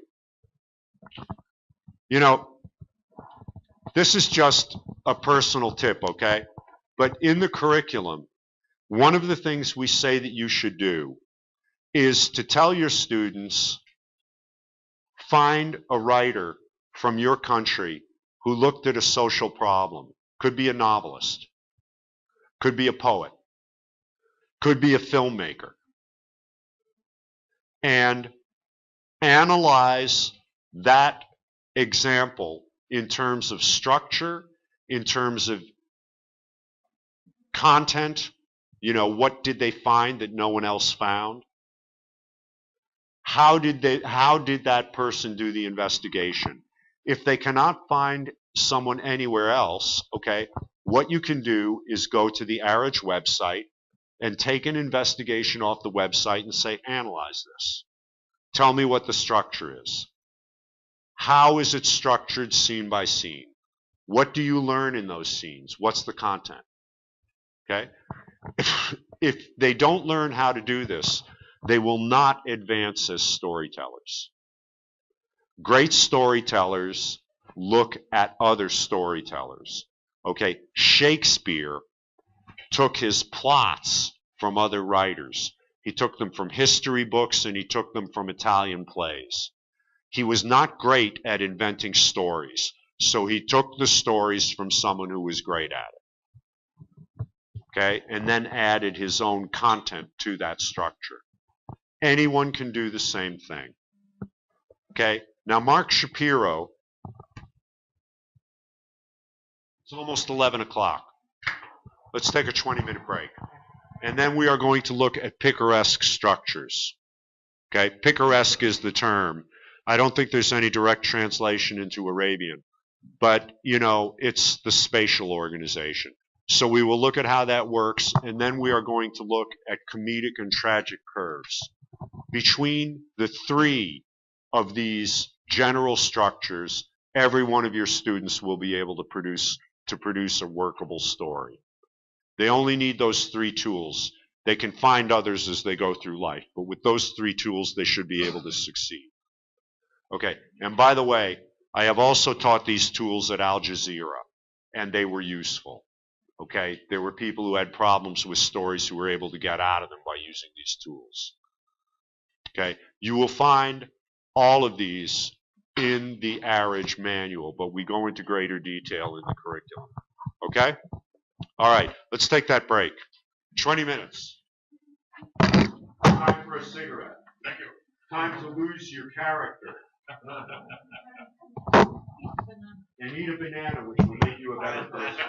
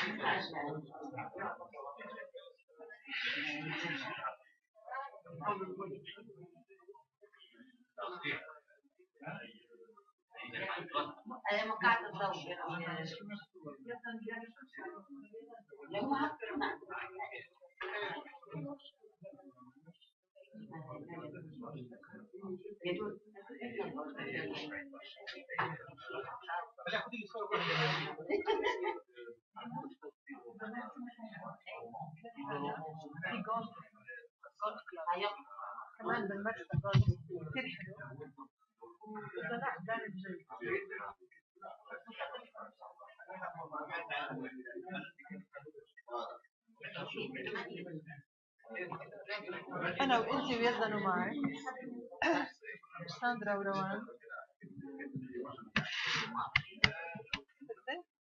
وبيقول لي جيب معي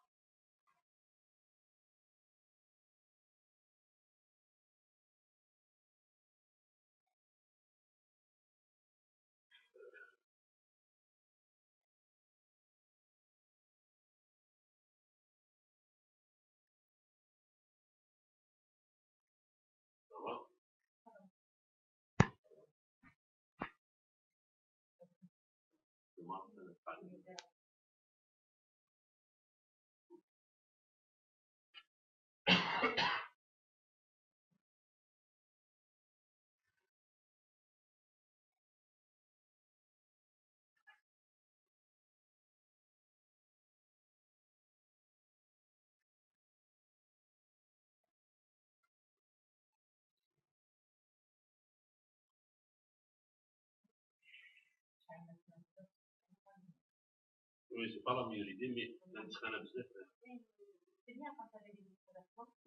c'est mieux. On va demander.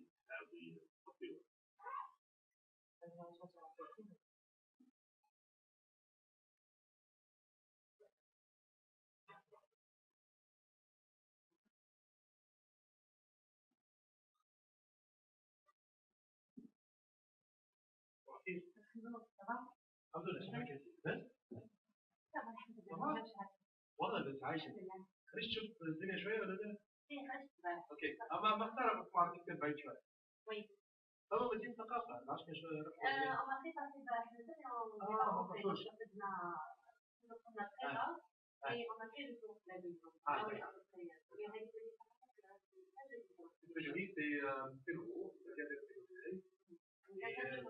Oui, elle a dit mais les reportages et choses, non.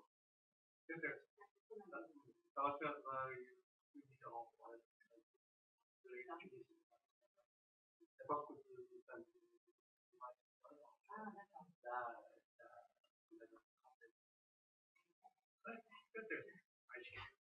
ça va ça va.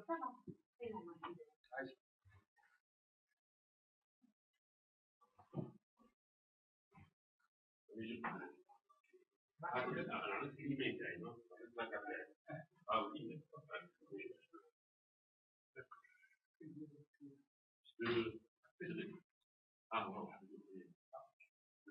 que de préférence, dire واحد par pays.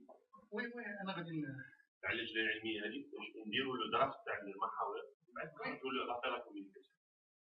أي هو هذيك دابا نديروا الإعلان الأول التمهيدي. ونديروا اللجنة العلمية. فوالا. محاور.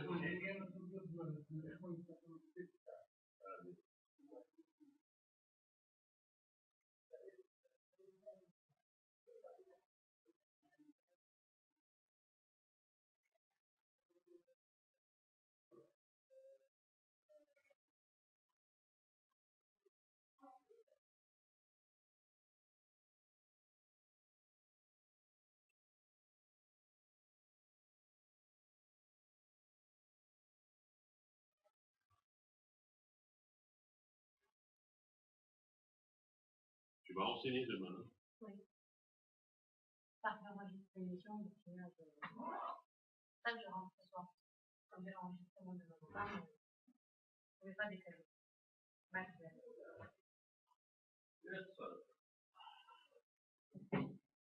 L'évaluation. Elle est pas mal. Hein? Allez. C'est pas grave, c'est pas grave.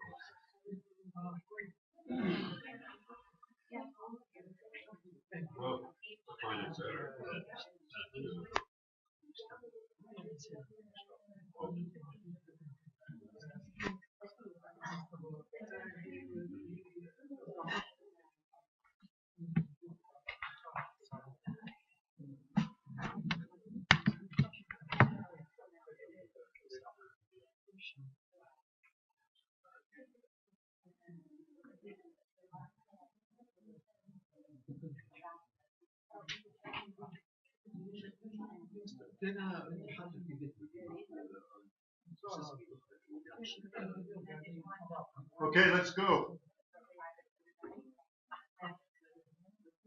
Au travail.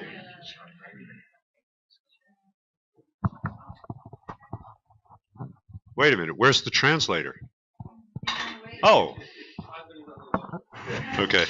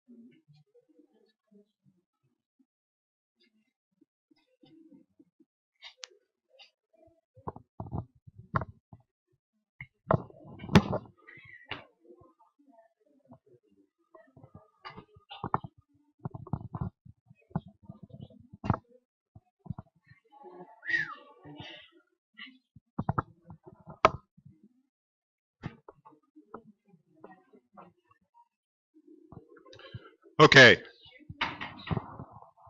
What I have put here are the names of a number of what I have put here is a number of literary works that use a picaresque structure. Picaresque is when we go from one place to the next. Okay? You know, I think that any student who's working with this structure, or any journalist who's working with these structures, should read these books. Okay? I admit that I haven't read Don Quixote, you know, the great Spanish work. But I've read the Odyssey, Chrétien de Troyes, and Huckleberry Finn, and they're all the same story. Someone starts from home, they leave home on a mission, and the mission takes them through different strange places. And in those places, adventures happen. There are combats. There are battles. There are liberations of people who are kept prisoner. There's love.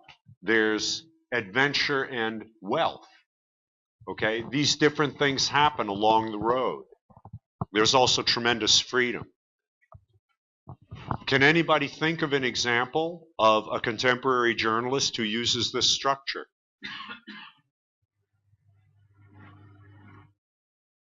Someone who does investigations, by the way. Yosri Fuda? I don't know Yosri's work. I can't access it because it's in Arabic, you know, most of it. استعمل هذا النمط عندما تحدث على رحلة الكورنت في تحقيق أشرف عليه مع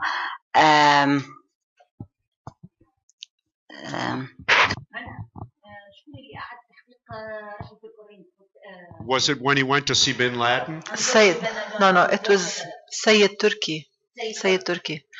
رحلة الكورنيت كان عن تهريب الأسلحة من ليبيا لمصر عبر الصحراء، وبلش في إحنا بنسمي هذا الأسلوب أسلوب طواحين الهواء والانتقال من مشهد متكامل إلى مشهد متكامل، مشهد له بداية وسط ونهاية، ومنخلصه بننتقل لمسار آخر، وممكن نستخدمه في حال كنا عم نكتب تحقيقات عم بتتم مثلا ب3 قرى بتونس أو 3 أماكن متداخلة، فإحنا بنسميه طواحين الهواء أو دونكي شوت.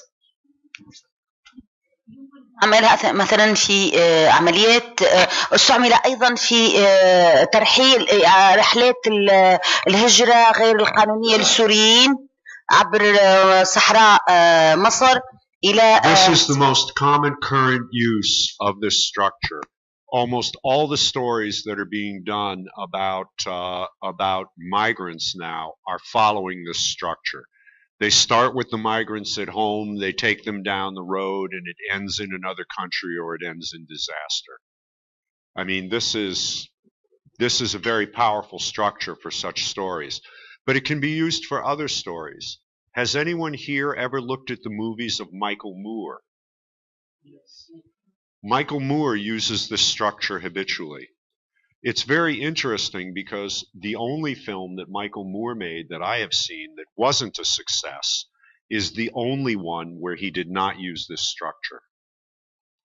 In other words, he's very gifted for odysseys, but he's not that gifted for chronologies.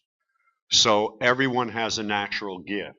You know, eventually in a career, a journalist may use both structures, but you know, students should be aware of their natural preferences, and if they have a natural preference for one or the other of these structures, you may want to encourage that preference. Okay, I mean, the picaresque structure is, you know, it accounts for a huge percentage of the television documentaries I watch. You know, it's very natural. The reporter goes someplace, the camera accompanies the reporter, and you take in the scene where the reporter is, and then you move on to the next scene. This is how Michael Moore works. Okay.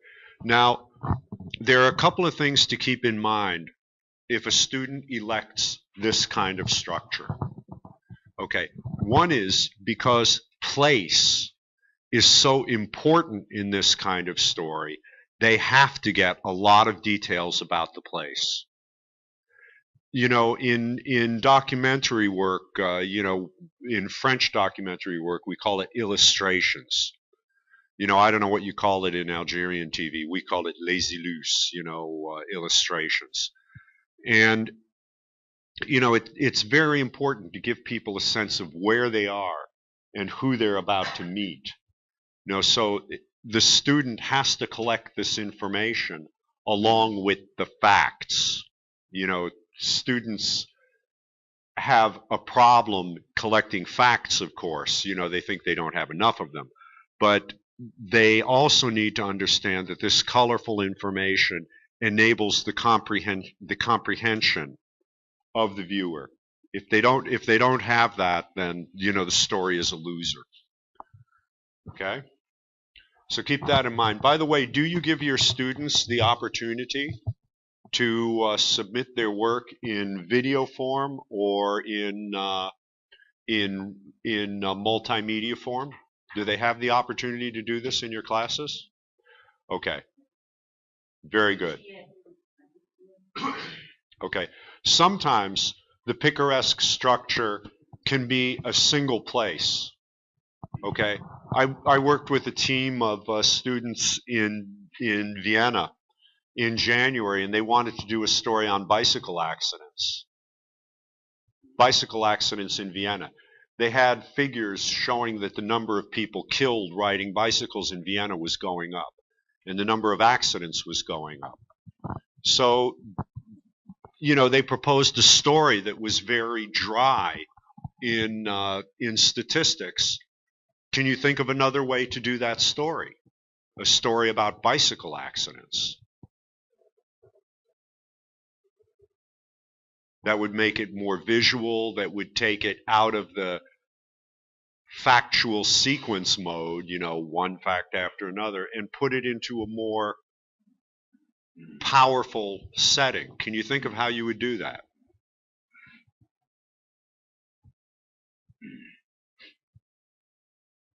Because this is something I do with my students as well.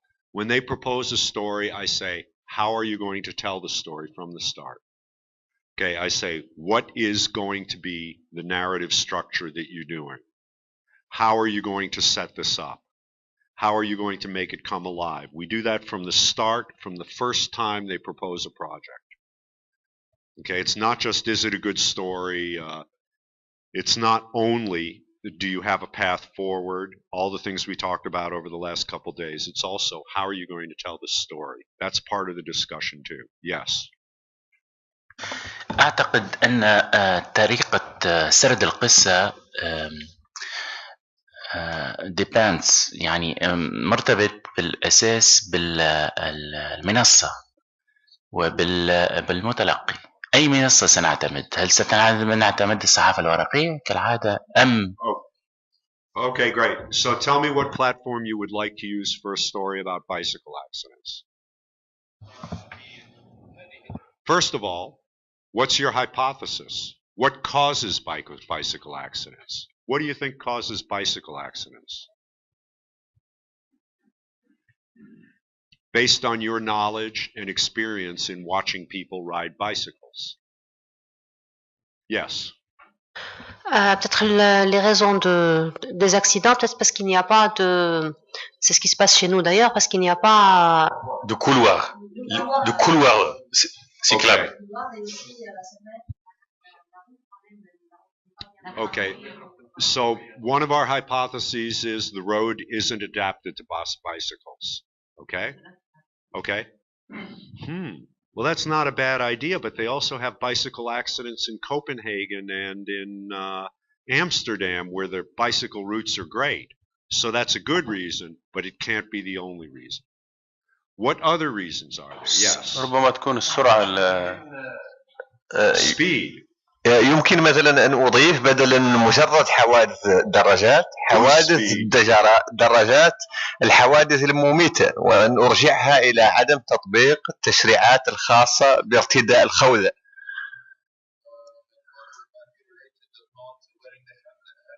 Okay.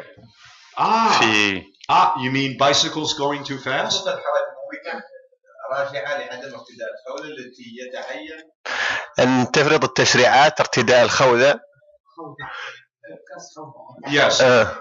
But okay, he missed your first comment because the microphone was not on. What do you mean by speed? Who is going too fast? الأخطاء يمكن أن نعيدها إلى خطأين: خطأ بشري وخطأ موضوعي. الخطأ البشري من السائق شاب نزق بمعنى يسرع وغير مكون، والآخر يرتبط بالمحيط الموضوعي بمعنى الطرق والتشريعات القانونية الضابطة. Wait. Let's just stay with the question I asked you. Okay? You said speed is a factor. سرعة السائق الشاب. Okay, so who is going too fast? السائق وسائق السيارة في نفس الوقت يمكن. The driver? The driver and the driver. Okay, so that's interesting. Notice what we've come up with so far. We've come up with the physical environment and we've come up with human error. Yeah. The bicycle rider or the driver. Okay? Il a parlé d'autre chose, non? Il a dit qu'il n'a pas porté le casque. Il a dit quoi? Il ne porte pas le casque. Oui, j'ai entendu ça. J'ai entendu ça. But that's not how the accident starts. The accident doesn't start because of a helmet. The accident starts because someone made a mistake or the road is bad. These are the things we've come up with. Okay? All right. So that's very interesting.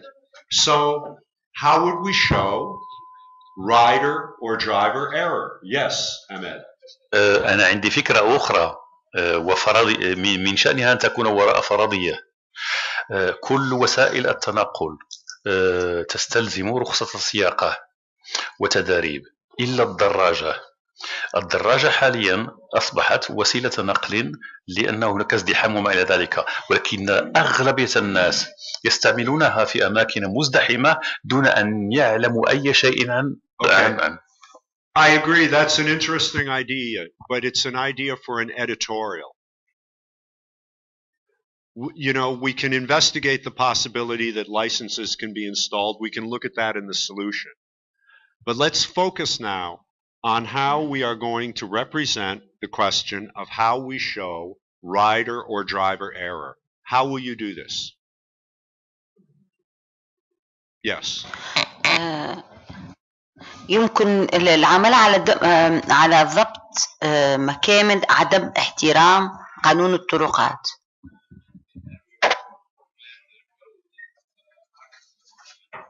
والمخالفات المسجلة.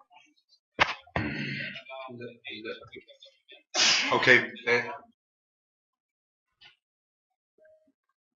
so what we are going to do, if I understand you correctly, is we are going to identify hot spots where accidents occur. Okay? That's part of the solution we adopted. We said, where do the accidents occur in Vienna? Okay, so we go to those places. We look at the condition of the road. Okay? What else do we do? Yes. سأقترح حد سرعة قصوى بالنسبة للدراجة والسيارات على مستوى المناطق الآهلة وفي أوقات الذروة، أوقات الناس يذهبون إلى عملهم ويعودون. هذا بالنسبة للمناطق الآهلة. بالنسبة للطرق السيارة البعيدة سأقترح زيادة حد قصوى أيضا للسرعة بالنسبة لصاحب الدراجة وبالنسبة لصاحب السيارة. Okay, but this is the solution. We are getting ahead of the story. How do we show what happens in the hot spots? What do? We have identified places where accidents occur. Okay? Perhaps what you are saying is that people are not respecting speed limits. But how do we show this? How will we show it? إقامة رادارات مثلا لكشف السرعة وتفعيل دور شرطة الطرق من أجل معاينة وكشف الخروقات البشرية التي تحدث على الشوارع أوقات الذروة. Okay, Hossein, that is still the solution to the problem. Yeah. You are getting ahead of the story. We don't yet know what the problem is. We are investigating to find out what the problem is. We don't know if speed limits are the solution. We don't know if radar technology is the solution. Please, I would like to hear how we are going to show this problem. Maybe the problem is speed.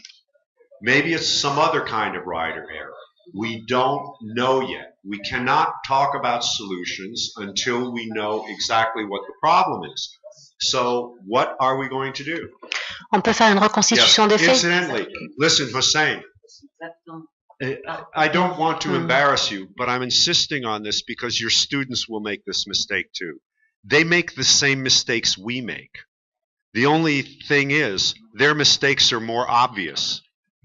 Okay? I mean, I have never taught a class where students made a mistake that I have not made myself. Okay? We all make the same mistakes. Okay? But we have to be aware of it, and we have to manage our discussions with the students step by step, because all of their careers they have been trained to go fast. We have to slow them down and do it step by step, or we can't come up with the right strategy. And the time to do that is before they start. So that's what we're doing now. Okay. So who has an idea about how we can show this? Je disais la reconstitution des faits. La reconstitution des faits. Okay, so what we do is we get a report on an accident and we put it back together. Okay, great. Now let me ask, that's a good idea. We could do that. We could reconstruct certain accidents. Now let me ask, and we would know then if they were wearing a helmet, this and that. We can follow the whole train of someone who gets up in the morning, rides to work, gets hit by a car, goes to the emergency, ends up in a hospital or in a wheelchair. Great. Okay, so that's telling the story by the example of one or two people. Okay? Now let me ask you something. Okay? This is where our personal experience comes into it. Do you live in cities where people ride bicycles? You don't? Oh, okay. I live in Paris and people ride bicycles. And they go down the street like a rocket. They go down the street like a rocket. They don't stop for traffic lights. They don't watch what's happening around them. And sometimes they end up under a bus. Happened to a friend of mine. Okay? Lost his leg. So here is what I said to the students in Vienna. Okay? Take an iPhone or an Android phone or anything that will record video. Set it up at a hotspot. Go to a place where you know accidents happen, set it up, and watch what the people are doing on their bicycles. Okay? If you can, stop one of them every now and then and say, you just rode through a red light. See what he says. Okay? Just film the behavior of these people and then tie it to the statistics. So that might lead us to another solution. My hypothesis was that a lot of the accidents are caused by bike riders who aren't respecting rules of the road that other people are respecting. So it would be interesting to see if that is part of the problem and why there is no enforcement. And I'm sure that cities would be very happy to hand out tickets to bike riders. It would give them more money. Cities all need money. And it might make the bike riders more responsible. That was my hypothesis. So they haven't finished the investigation yet, but that's how they designed the investigation. And I thought it would be very funny as well. You know, just to be set up at a red light, you have the light that changes and a bike rider comes through it.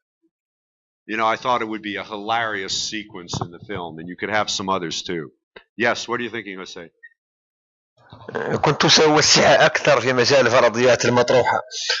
هل أقول مثلا بأن الدراجات ليست مؤمنة وبالتالي حرص الشركات القائمة على ذلك لا يكون كبيرا لأنها لا تخسر كبيرا عندما تقع حوادث؟ هل يتم تأمين الدراجات أم لا؟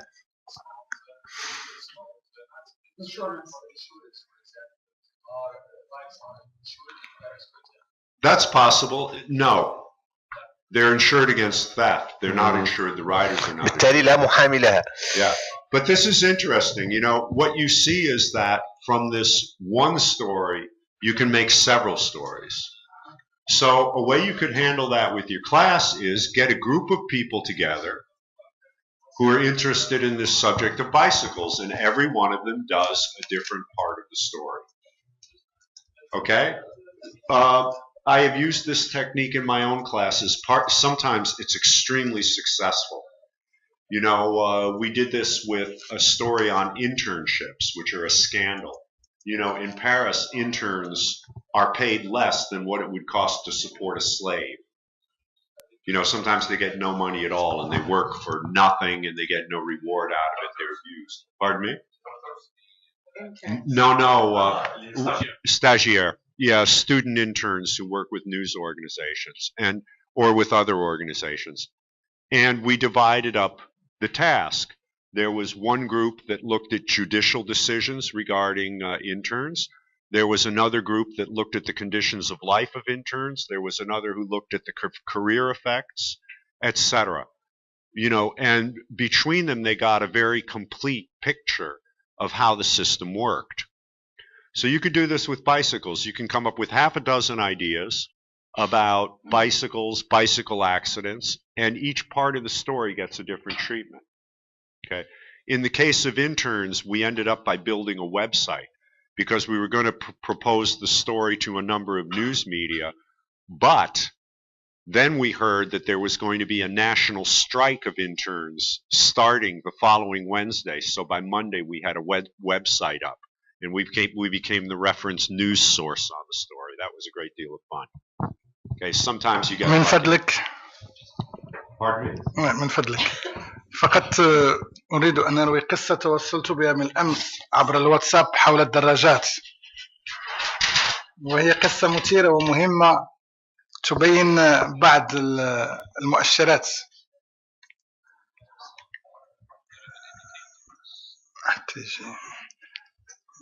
Well, let's leave that aside. Okay, let's talk about that. Let's talk about that over lunch because we have to move on to the structural questions.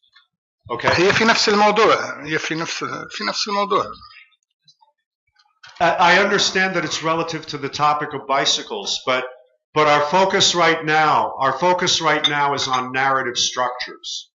So this is what I would like to stay with. Please allow me to do this because I have some more material to do. Okay. Okay. So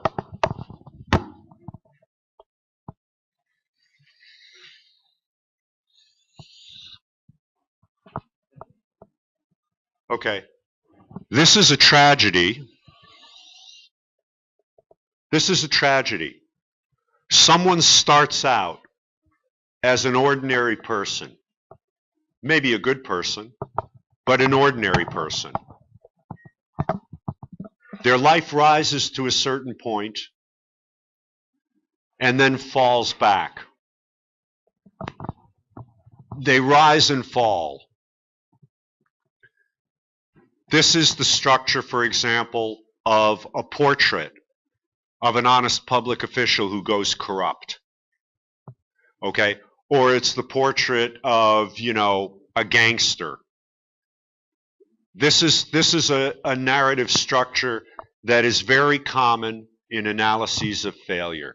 Everything looks great, and then something falls off the tracks.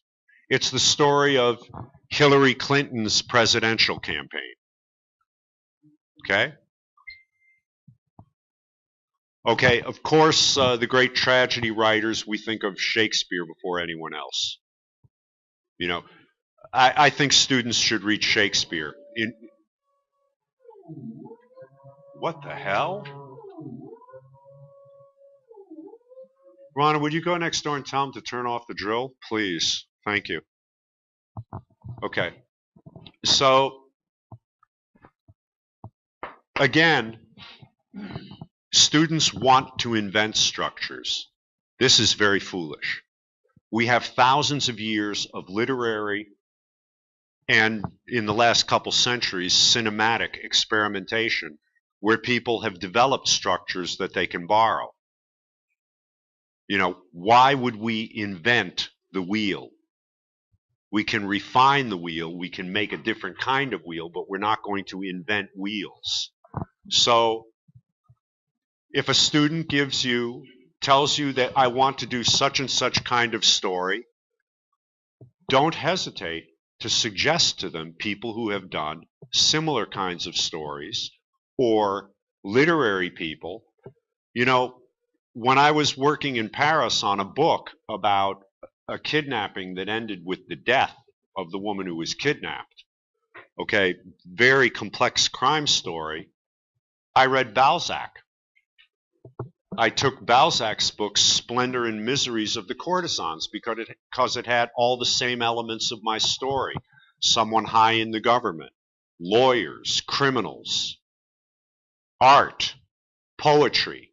All of these things happened in my story, and the only author I could find who had put them together into one package was Balzac. So I read Balzac to see how he put things together and what effects he used. And by the way, I learned something very important about Balzac, from Balzac, which is that in the middle of very grim affairs, things can happen that are absolutely ludicrous. There's a scene in that book where a poet has been imprisoned in Paris. He's in a dungeon. And he's been pardoned because his mistress, the wife of a powerful man, has obtained a pardon. So the jailers are going to free him. And they discover that he's hung himself. He's killed himself in his cell. And they start shrieking, "The beautiful poet is dead. The man who incarnated love is dead. This is a terrible tragedy." And then one of them says, "Hey, he hung himself off the window frame and he bent the metal." So they forget the cadaver and start worrying about the window frame. Okay, that was fiction. But there were scenes in my story that were like that. And I would not have used those scenes if I hadn't seen from Balzac how effective they could be. You know, how powerful it would be to suddenly shift gears from something horrible to something ridiculous. And how this brings you into the senseless, you know, the madness of these affairs where people, lose their minds, and from one minute to the next they become different people. So I look at the kind of story I'm going to tell, I see what writers have used a similar approach or a similar structure, and I see what I can take from that. And I tell my students to do this too. I ask them to write a report on the literary or the structural effects that people are using in a given work. I make them study someone they can use as a model. Okay? Now, this is the comedic curve. Comedy. Not because it's funny, not because it's a joke.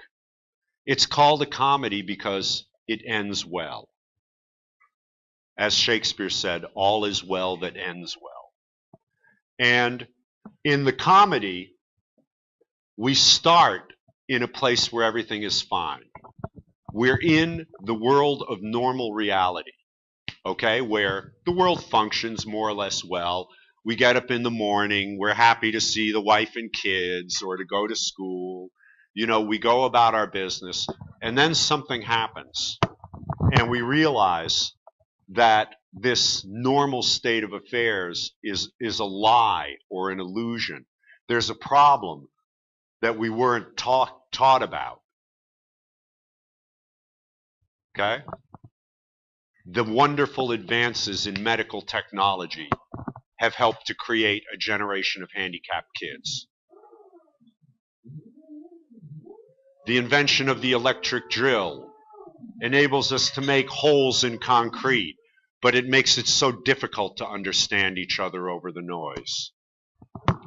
So we find out that the world that we thought was fine is terrible, and then we try to get out of that hole and go back to the light.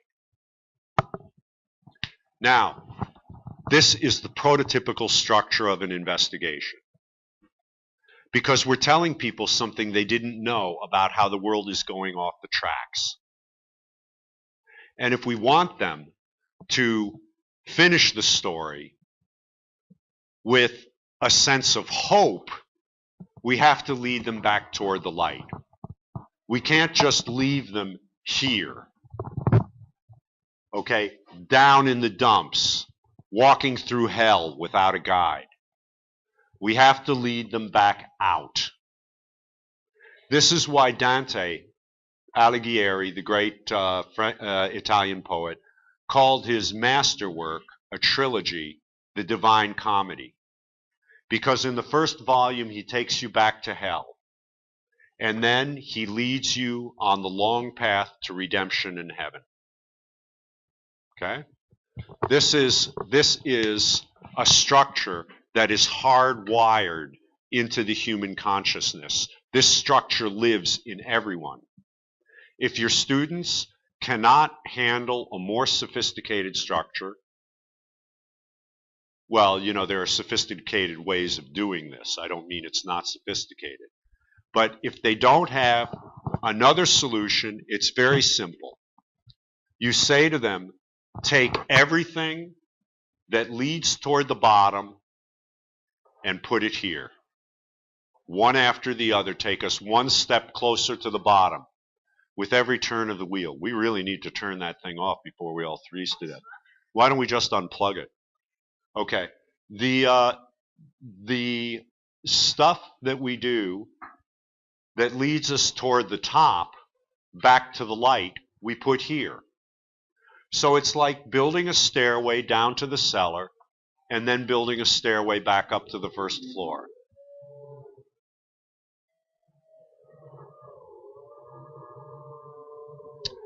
I know, it's a bank robbery. They're tunneling into the bank next door.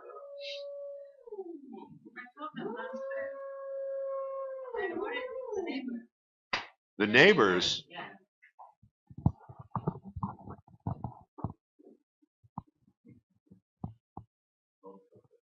The problem of city life, or any life, is neighbors.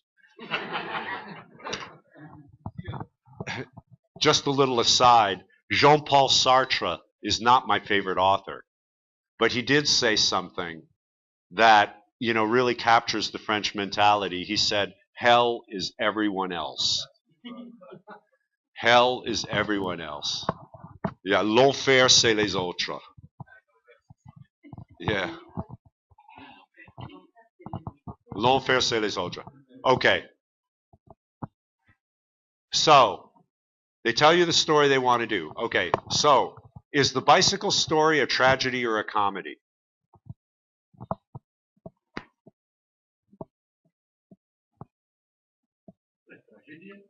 Okay, why is it a tragedy? لأن تترتب عليها إزهاق لأرواح وتترتب مساس وإيذاء بشري وتكلفة اقتصادية كبيرة وأمور جنائية. Okay. Well, okay. If we look at it in terms of narrative movement, we can support your argument. Here is where everyone discovers that bicycles are a solution to climate change. Everybody should be on a bicycle which doesn't burn oil. And this is where we discover that there's a lot of problems with bicycles and we're going down because people are getting killed, because there's economic loss, because nobody is enforcing it. We keep going down until we come back up and find the solution. So we can start that story as a tragedy, take it all the way down and turn it into a comedy when we get back on the right track. We just have to follow the curve a little longer. So yes, let's start the story as a tragedy, the betrayal of the promise of bicycles. And then we'll find a solution to the problems and everything is better again. Well, of course it isn't, but some things are better again. Okay?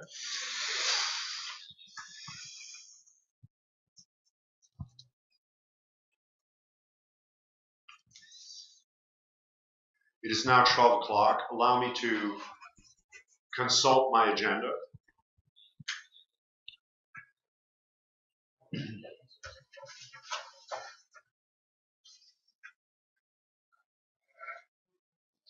Not yet. Okay, while I'm doing this, I would like to know if anyone has any questions or comments about what you have just heard. I would particularly like to know if your students actually look at anything that contains a narrative structure, or if they spend all their time on Facebook.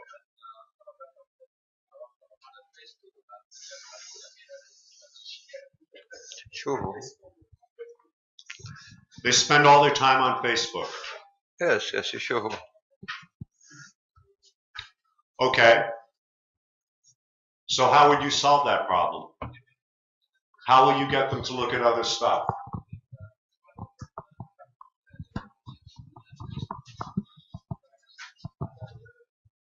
I mean, how will you get them to look at people who actually know how to put stories together? Facebook is not about putting stories together, unless, of course, you go to a news site through Facebook, such as BuzzFeed or whatever blogs are posted in the Arab world, etc. Okay, on that level, I understand it's a gateway, but it's not a substitute for reading Shakespeare or Homer or whoever the great writers are that informed your own knowledge of how to make stories, or the great filmmakers. It's not a substitute for that. You know, they say you can't write if you don't read. It's absolutely true. You can't make a movie if you don't watch movies, which, by the way, is why I stopped working for television. I didn't have a TV in my house. I thought there's no way I'm going to get great at this if I don't want to watch it at home. You know, so you are what you look at. So how will you get your students to look at stuff? What can you do? Yes. فيسبوك يشكل منصة مهمة جدا بالنسبة للاطلاع على بعض المعلومات الجزئية المنوعة والمسطحة في الغالب. لذلك أهم طريقة لإقناع طلبتي بالاهتمام بالأعمال الجادة هو متابعة الأعمال الجادة، الأعمال الاستقصائية الجادة. ولدينا مثلا قول دائما عندما تريد أن تكون شاعرا احفظ الكثير من القصائد، لذلك يجب أن يقلدوا ويبدعوا بأن يطلعوا على الكثير من الأعمال الاستقصائية المبدعة، وهذا يبعدهم مع مرور الوقت عن أن يأخذ الفيسبوك الكثير من وقتهم. أنا لست ضد استخدام الفيسبوك، ولكن ضد أن يستبد بكل وقت الباحثين، لأنهم يريدون أعمال جادة وعميقة، وهذا يتطلب الاستئناس بأعمال كذلك من خلال الاطلاع على كبار كتاب الصحافة الاستقصائية وكبريات التحقيقات التي أجريت. سيخلق ذلك لديهم المزيد من السعي إلى Okay, so how will you get them to do this? How will you get them to do this? Yes. ربما نثقل كاهلهم يعني بالعمل وبالفروض، ونقول لهم أن كل عمل يقومون به أو كل كتاب سيقرؤونه سيسند إليه عدد أو نقطة أو كذلك. My own experience is that if students are not graded on something, they don't do it. You know, it's less work for me if I give them fewer assignments. You know, every time I give them an assignment, it's me saying, okay, I'm going to look at what you did with it. But, you know, if I don't give them assignments that are graded, they don't do the work. Is this your experience? Well, I said, is it your experience that if you don't grade them, they don't do the work? If you do not give them a grade, will they do the work? Yes? No? لا. They will not do the work. لا علاقة بالنقط، فقط يجب أن تعطيهم عملا يجذب اهتمامهم ويثيرهم إلى المعرفة، فهم يقومون بغض النظر عن النقط.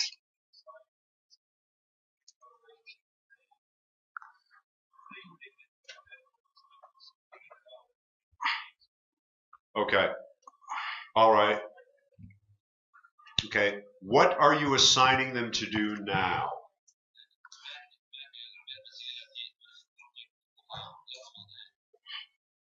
Yes. مثلا أعطيك لدي تمرين أعطيته للصحافة حول، أقوم الآن بدرس للسنة الأولى حول التصوير وعملية التأطير. فأعطيت للطلبة تمرين بأن يذهبوا إلى مدينة الرباط ويقوموا بتصوير التراث الباتريموان، ولكن التراث المادي والتراث الطبيعي والرمزي وأوجه البشر. وبالتالي اكتشفنا كثير من في التمرين. في الأسبوع اللاحق قمنا بمعاينة الجوانب التقنية للتأطير والأبعاد والتبيئة وكثير من الجوانب، ولكن الطلاب اكتشفوا كثير من الأشياء الجديدة لا يعرفونها في مدينة الرباط عندما قسمنا أصناف التراث الطبيعي والمبني والتقليدي، أشكال 5 أو 6 أصناف منها، وهي أشياء يمرون حولها باستمرار ولكن لا يهتمون بها. وبعد ذلك أعطيهم تمرين آخر نتج عن هذا بعد شهر بأن يقوموا إعادة نفس ولكن بوعي أقوى بعد التجربة، وقرروا أن يقومون به. Okay, so in this case, you ask them to go out and use the equipment to get a different perspective on things. I'm asking something else, and perhaps I am wrong about this. Okay, I'm perfectly happy to find out I'm wrong. It will save me time in the future. But do your students read books? No. Okay. Do they see the necessity to read books? No. هذا يختلف باختلاف الأساتذة. بعض الأساتذة يفرض البعد التلقيني على طلبته، بعضهم لا يربط النتائج بكل ما قدم، وإنما يربطها أيضا بحجم الاطلاع على الكتب الأخرى والقراءة، ولا وجود في النظام التربوي لما يفرض أخذ هذه الطريقة أو الطريقة الأخرى. هو اجتهاد شخصي من طرف الأساتذة، هل يشجعون البعد التلقيني أم البعد البحثي الميداني؟ إن شجعوا الأخيرة رتبوا على ذلك نقاطا في الواجبات مثلا أو غير ذلك، وشجعوا العمل الجماعي بين الطلبة إن كان الأمر يتطلب التدخل الطلبة. Yeah. I understand our students, students everywhere don't want to, be lectured at. That's for sure. The lecture mode is on its way out. But what I'm concerned about is the toolkit. Okay? Stuff like this. I mean, it's nice to read for pleasure, and it's nice to watch movies for pleasure. But, the best people have toolkits. And you get the toolkit by looking at what the masters do. There's a reason that they are considered masters. It's because they have greater skills and a greater repertoire of things they know how to do. Now, I realize that asking students to investigate is already a lot. They have to learn a lot of things fast. But, investigating, becoming an investigator is a first step down a long path, and they need to be thinking about how they're going to build that toolkit in the future. And part of the toolkit they need to build is the storytelling part. And I can assure you it's very urgent, because as I say, all of them, I've never met any who could not find good information, but I've met many who told terrible stories that nobody would ever want to look at. So how do you think we can solve this problem? I mean, I know what I do. I tell, when they are proposing an investigation, if we have time in the course, if I can leave the time, if it's a semester course, I say to them, look at this author and write me a report telling me what you learned about telling this kind of story. What do you see that you can take from this author? That is what I would do. Or I would say, watch this film and tell me how they structured the film. I will also tell them that there will be a movie night once or twice in a semester, which they must attend. They can bring someone if they want to. If they want to go on a date that night, they can bring someone. But they have to show up. And they have to be prepared to discuss the film. In particular, I ask them to watch All the President's Men. And I ask them to watch Spotlight. And I ask them to watch a Brad Pitt movie called Moneyball. All of which are films that are extremely interesting about leadership and knowledge and how it's used and how people work together. Okay. Yes. في تجربتي البسيطة في مجال دفع الطلبة لمتابعة التطورات في مجال الصحافة الاستقصائية، كان فيه برنامج كاش انفستيجيشن، وكنت كل ما أقرأ تحقيق على الاستقصائي كل ما أطلع على تحقيق استقصائي جيد أقدر أنه جيد من منطلق تجربتي الخاصة بسيطة، إن نبعث لهم اللينك، نبعث لهم الرابط للاطلاع عليه ومناقشته في الحصة التي تليها. يكونوا هم بهذه الطريقة مدفوعين لنوجيوني حاضرين لمناقشة هذا التحقيق وكيف تدرج الطالب، انه تكون عندنا يعني نبعث اللينك ونبعث معه يعني نبعثه ايميل خاص لكل طالب حتى وانا منزله على الايميل بتاعي الميل تراكر حتى نشوف الطالب فتح الايميل ولا لا، نعرف انه هو اطلع على الاكسرسايز ولا لا، يعني اطلع على التمرين ولا لا، يكون فيه اللينك بتاع العمل ويكون فيه المعطى بتاع يعني عناصر النقاش اللي باش نناقشوا فيها، يعني يجيو اوريدي حاضرين للنقاش الفرضيه او الاسلوب الكتابه او كيف اعد، يعني كيف تمكن من التحقق من الفكره. أن أجدها ناجعة خاصة إذا أنت تكون تدرس المادة ككل مش كجزء. وحتى في الجزء وقت اللي كنت في معهد الصحافة ندرس فرضية فقط، بناء الفرضية والماستر فايل والتايم لاين، كنت نشتغل على تحقيقات اوريدي إما أنت معمولة ونستخرج منها الفرضية، نعطيهم اقرأ أنت التحقيق طلع منه الفرضية وكيف تم تنظيم المعلومات فيها. نشوفوا إنه احنا ندفع يعني من تجربتنا، احنا ندفعهم بالقراءة، نختار لهم الحاجة باش هم يتبعوني فيها. Okay. Yes. Who else has a comment?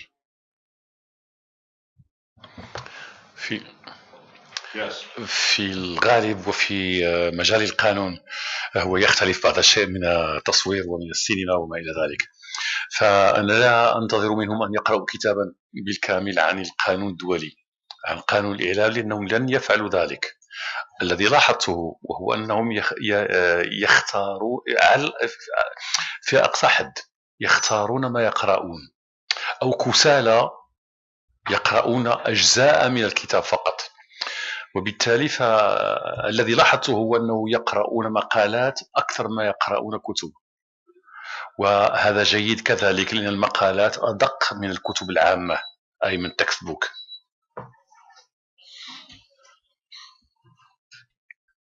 Okay. Do you use case studies? Yes. Okay. In law schools and business schools, the classic educational technique is case studies.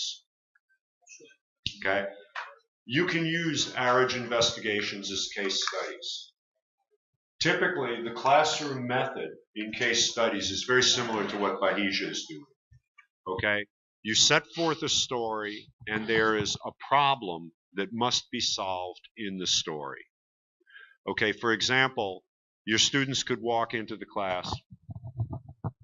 I used the bicycle story as a case study here. Okay, we set forth a problem. Bicycle riders are getting killed. Okay, the problem is, how are we going to tell the story? So we set people to work thinking of different ways to solve the story. Now, a case study can be more or less detailed. Okay, you can take an investigative article as a case study, or you can take a story in the newspaper as a case study and say, how will we turn this into an investigation? What is there to investigate?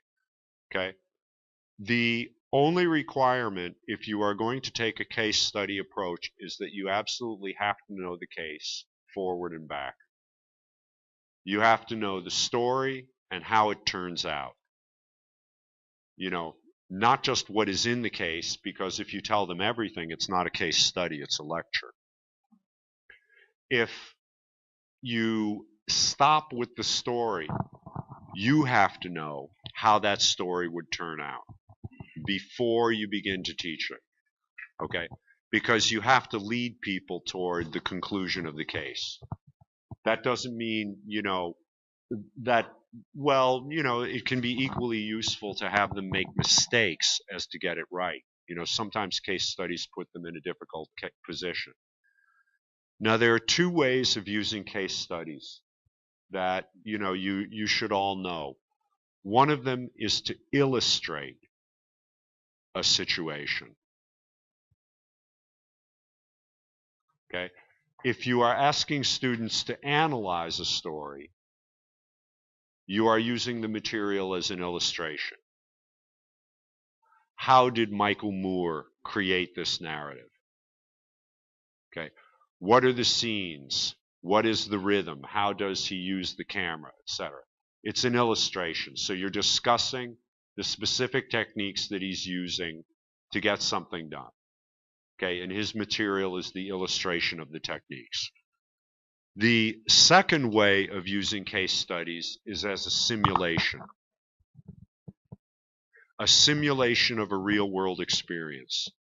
And this is what we did with the bicycle story. Okay, we simulated the problem of creating a storytelling a storytelling strategy around a specific story.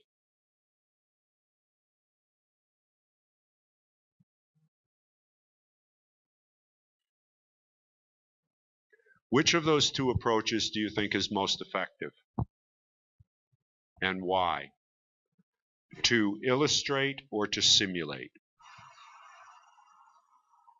Yes. I think it depends. I think to introduce something,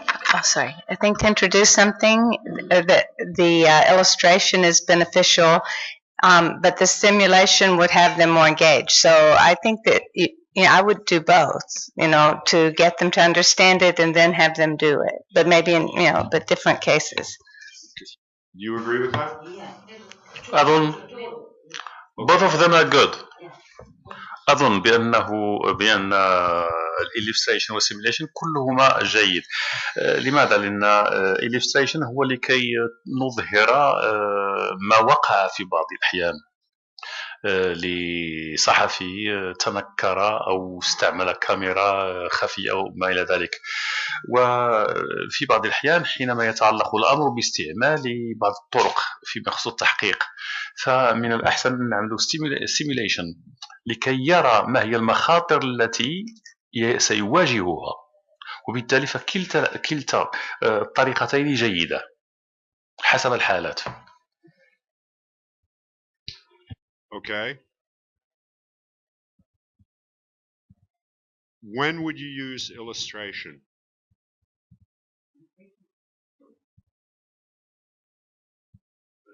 لبعض الأمور التي وقعت. والسيميوليشن بالنسبة للأمور التي من شأنها أن تقع إذا لم أتخذ الاحتياطات كصحفي استقصائي.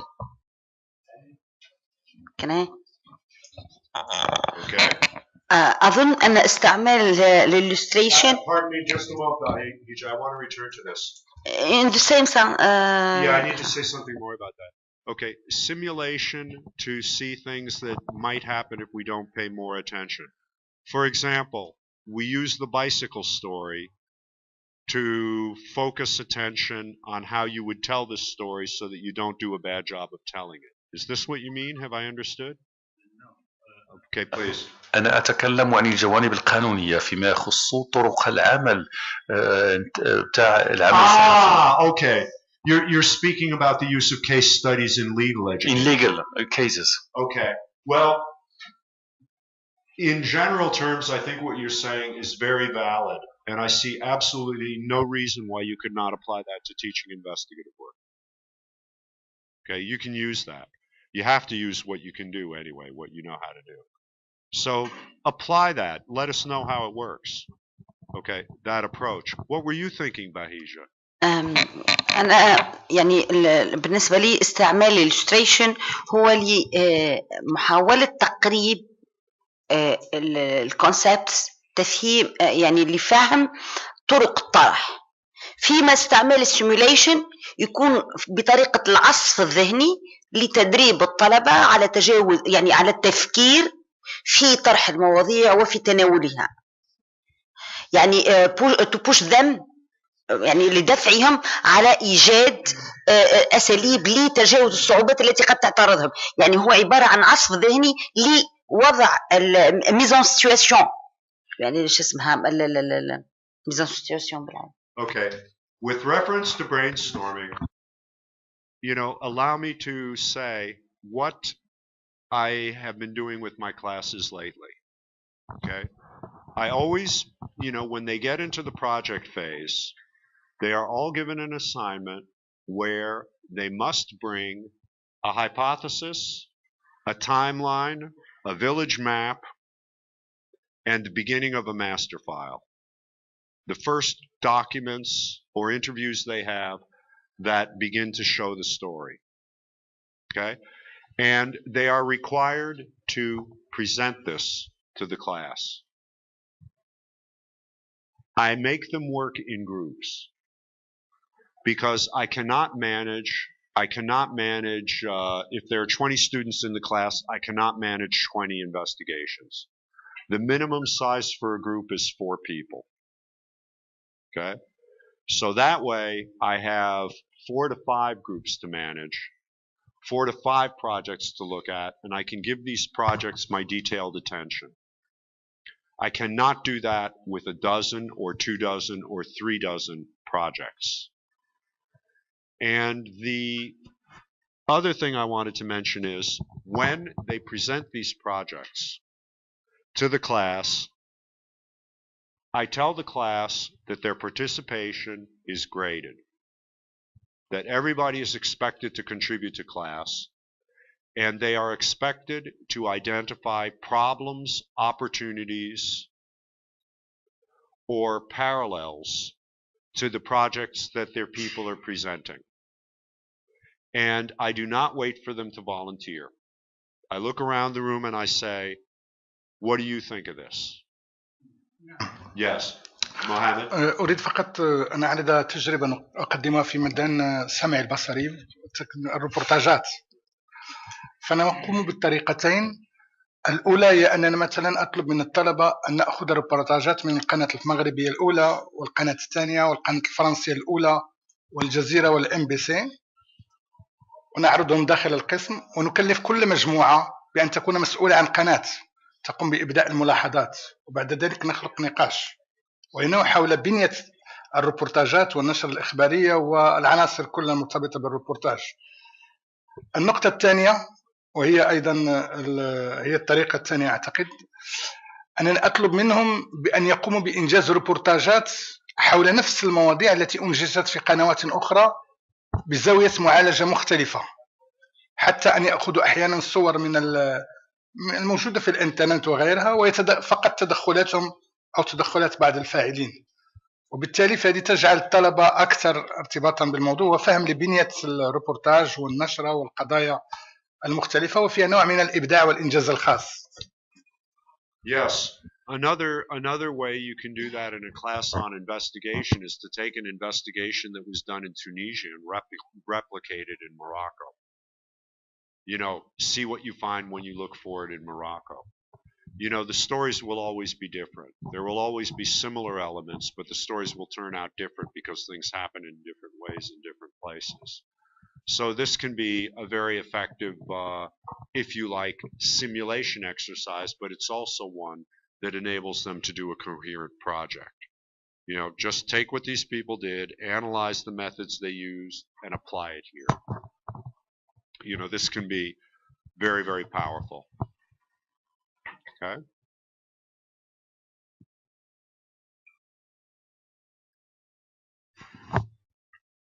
All right. We have some more stuff to get through today. And I'm just going to check the material. We've gotten through writing investigations much quicker than I thought we would. Yeah, it is good. It leaves us some more time for other stuff, assuming that I can get my computer to function the way I want it to.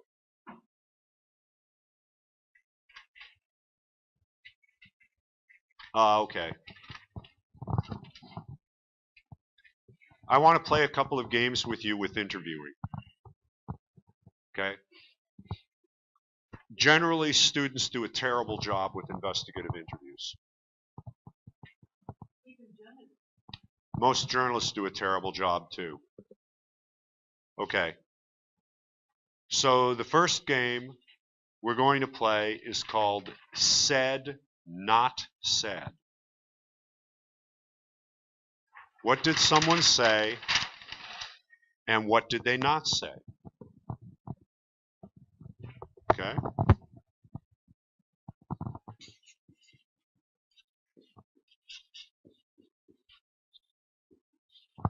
Here is the fact. a big French company has been hit with a national consumer boycott because of a leak. Okay? A leak that they are closing factories. So in January, there is a leak. Strikes break out.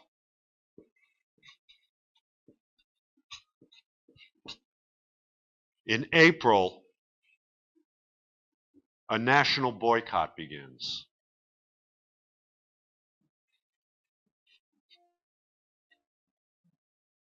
In May, a rumor,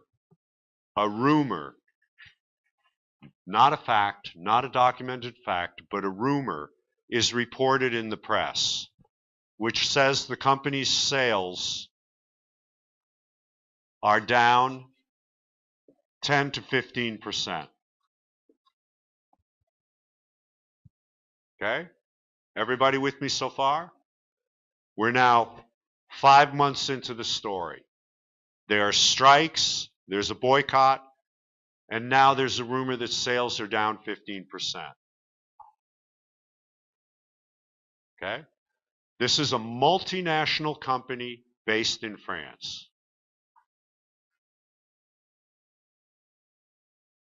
All right. End of May. The CEO of the company, the head of the company, addresses the general shareholder meeting. He is standing in front of the general shareholder meeting. His words have legal weight. He is required by law to tell the truth to his shareholders. We all understand this? He can't lie about the business. He says, the boycott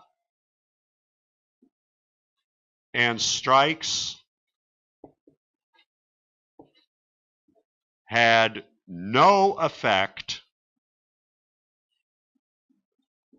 on group results despite a halt to all advertising in France. The storm is over.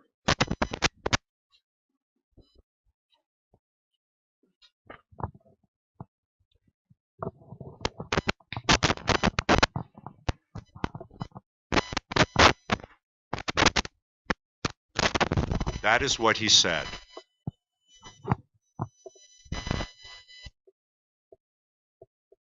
What did he not say? Pardon me? What did he not say? The microphone, please.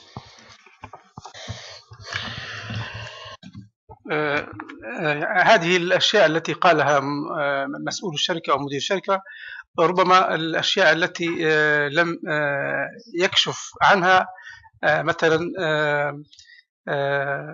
الخسائر نتائج. What losses?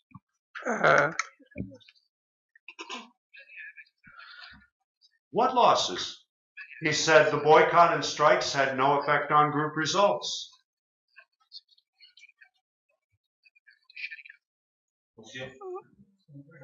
What losses? He said there were no losses. What did he not say?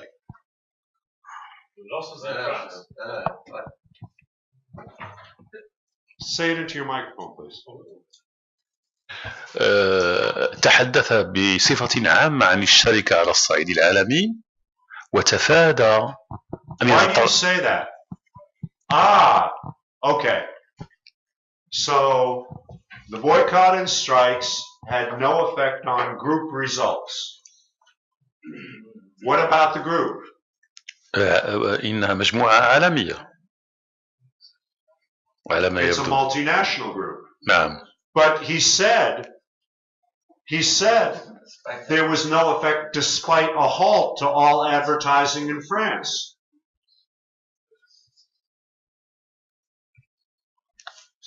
So, للتغطية على ما خسره في فرنسا.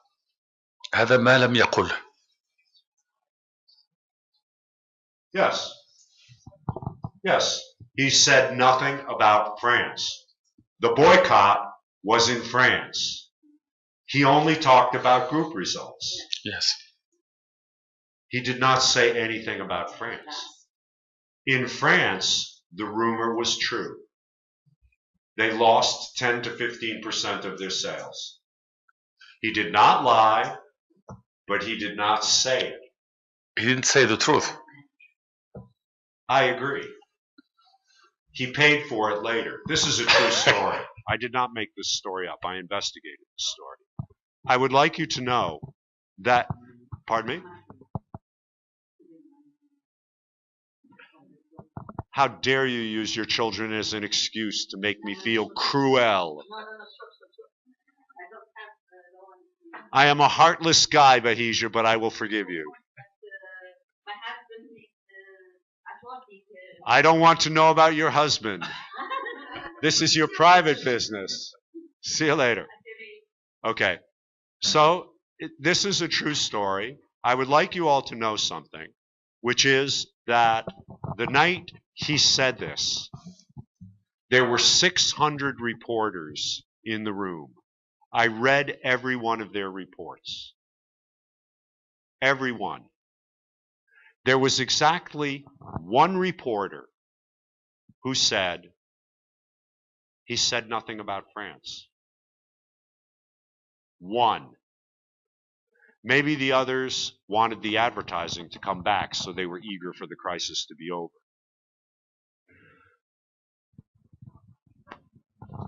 So now that you have seen what he did not talk about, he also said, the storm is over. What is your hypothesis about the truth of that statement? He says the storm is over. Do you believe that statement? Redouane. هو صحيح أن ممكن أن العاصفة مرت، ولكن آثار العاصفة هي الأساس. ما يهمنا هو ما أحدثته العاصفة. أما العاصفة قد تمر، ربما بدأت المبيعات تدخل في نوع من الاستقرار، ولكن كلمة العاصفة لا تقول لنا شيئا يعني في الحقيقة. Okay. غير دقيقة عامة. Okay. Now let us think about what has just happened here. Okay? Now we have the luxury of thinking about things after the event. In the middle of a big social crisis for one of France's biggest companies like this, people's emotions tend to get in the way of their insight. That's how 599 reporters can miss the story and one can get it. Okay? But did he tell us the truth? Did he tell us the truth? Did he lie outright? No. He lied diplomatically. He lied by omission. He didn't tell us about France. He just left France out. So we know that this guy does not tell the entire truth. Correct? I mean, what he does not say tells us who he is. He is willing to hide part of the truth in order to save his company. Okay, that's fine. That's his job. But it means that he doesn't tell the truth when it is not convenient for him. So when he tells us the storm is over, do you believe him?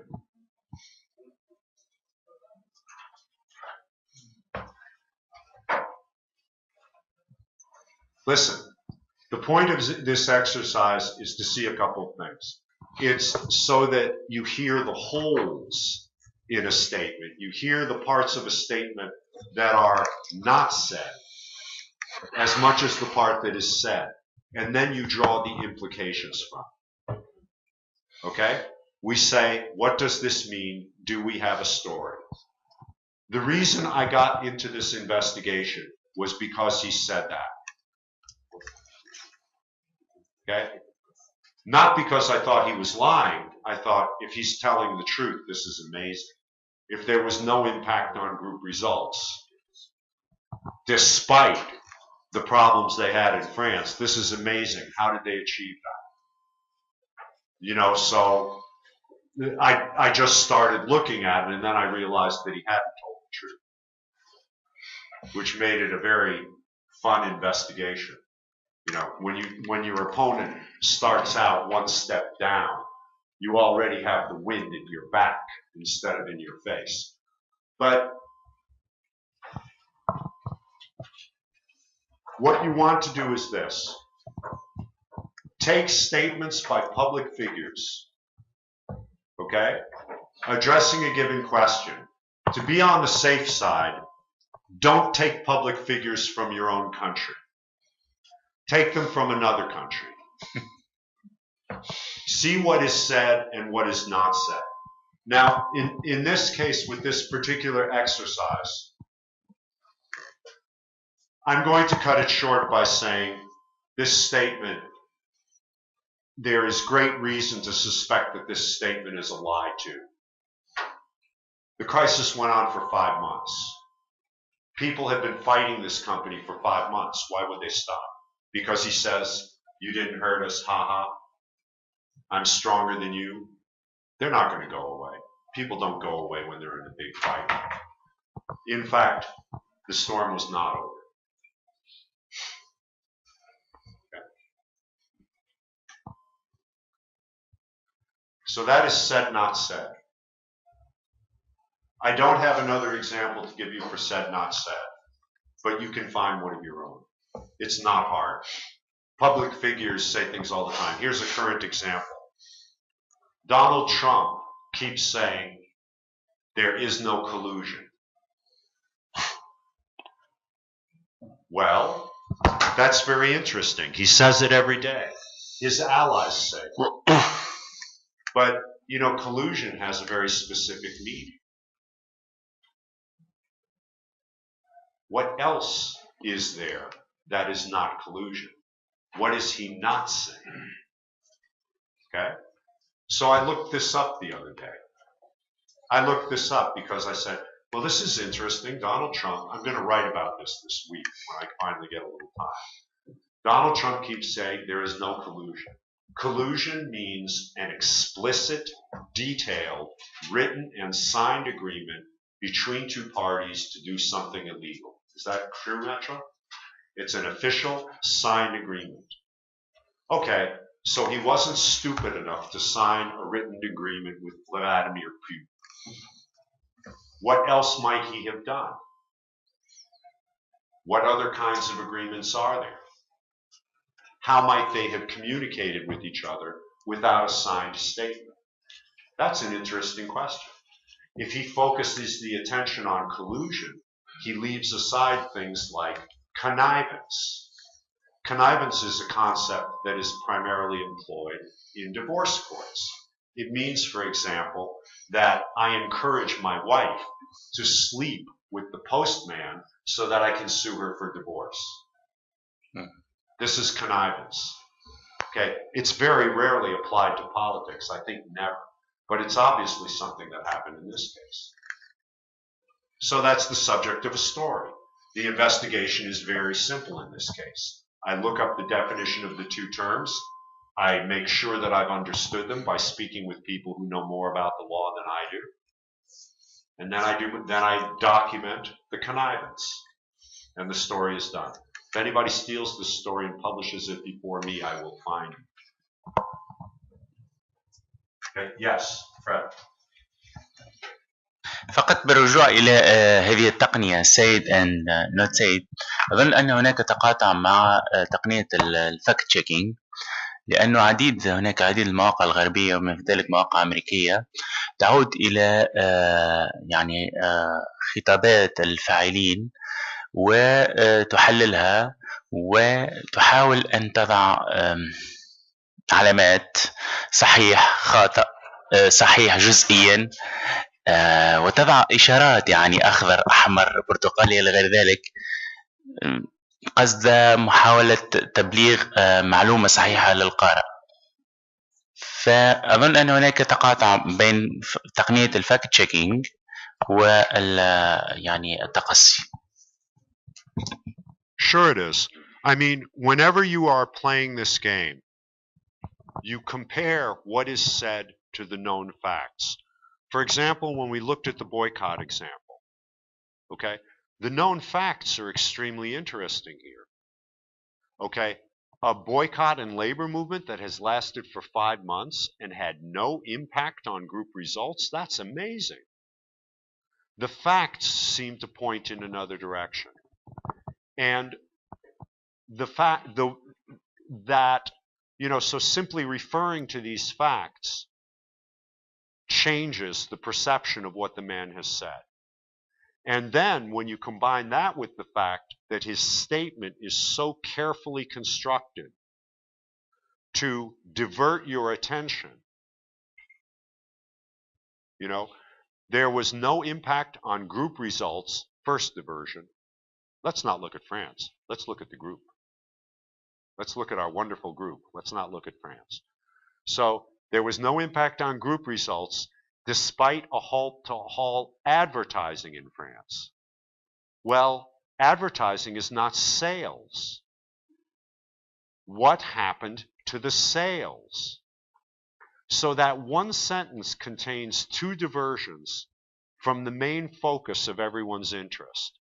That's 2 red flags. Now, Jimi Hendrix wrote a song about this, okay? The song is called House Burning Down. House Burning Down. And the song begins, I asked my friend, where's that black cloud coming from? And he tried to change the subject. He said, it looks like it might snow some. Okay? People do that in interviews all the time. I mean, I'm not the best trained interrogator in the world, but I have been in training sessions with interrogators.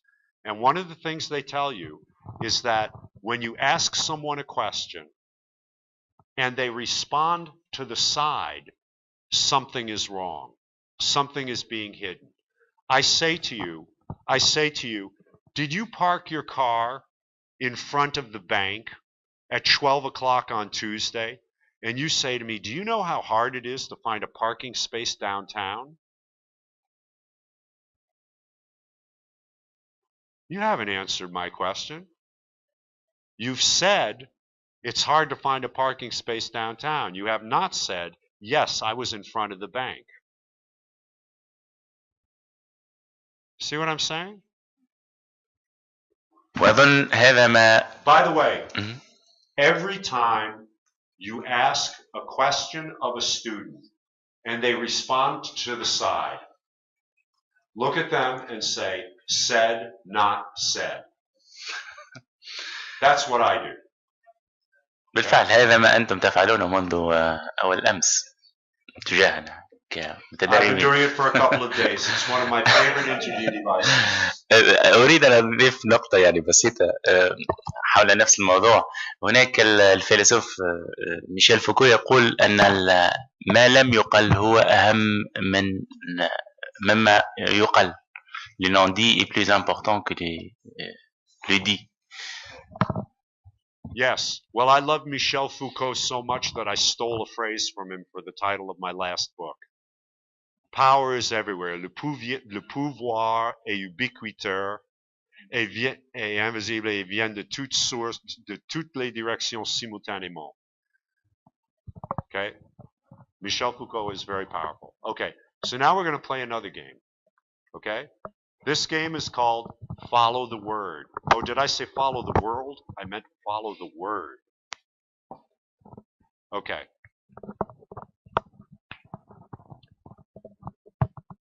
This game is somebody makes a statement. Okay? They answer a question and they use a word twice. Or they use a word in a particular way, and your ear tells you that this word has meaning to them. So you say to them, what do you mean by that word? Okay? You can do an entire interview based on this with very little preparation. All you do is you get people to explain the words they are using. What is the sense of that word for them? And it's a very interesting trick because it shows people that you're interested in what they're saying. The key to an interview is not to have good questions. Questions count. You want to be prepared. But the key is to be paying close attention to the other person. Most news reporters are paying more attention to their notebooks than to the person they're talking to. Okay? They're paying more attention to the quote they want than to what the other person is actually telling them. Okay? Now, I haven't prepared this with anyone here, but I'll give you an example of this from one of my students' experiences. He wanted to do a story about how chlorine in swimming pools makes people's eyes hurt. So he went to see an expert on chlorine. And at a given moment, the expert said, well, it's true that it's tough for lifeguards in swimming pools, but the real problem is workers in vegetable factories. He made that point 3 times in the course of the interview. Yes, can you hear me now? It was hard to translate? Okay. Forget it. I'm not going to tell that story. We're simply going to do the exercise. With you too. Okay? Ask Fred how he became a journalism teacher. How did you become a journalism teacher? It was my dream. It was what? My dream. It was your dream. Okay, so that's interesting. When we follow the word, we're looking for the word that has emotion. We're looking for the word that has emotion in it, above all else. Okay? We're also looking for technical terms that we may need to explain. Okay? So he just told you, it was my dream. What's your next question? Anyone can answer this. What's your next question? Anyone can answer this. What is the next question Sandra should ask? Yes. في نفس السياق يعني لماذا كان حلما بالنسبة لفرج؟ لماذا كان حلما؟ Perfect. Simple. Why was it a dream? What made it a dream? Okay, answer the question.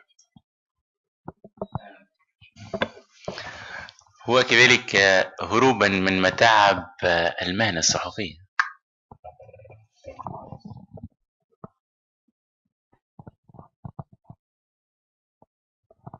What's the next question? Yes. إذا فهمنا جيدا لم يكن حلما، كان ملجأ وهروبا من جحيم الصحافة.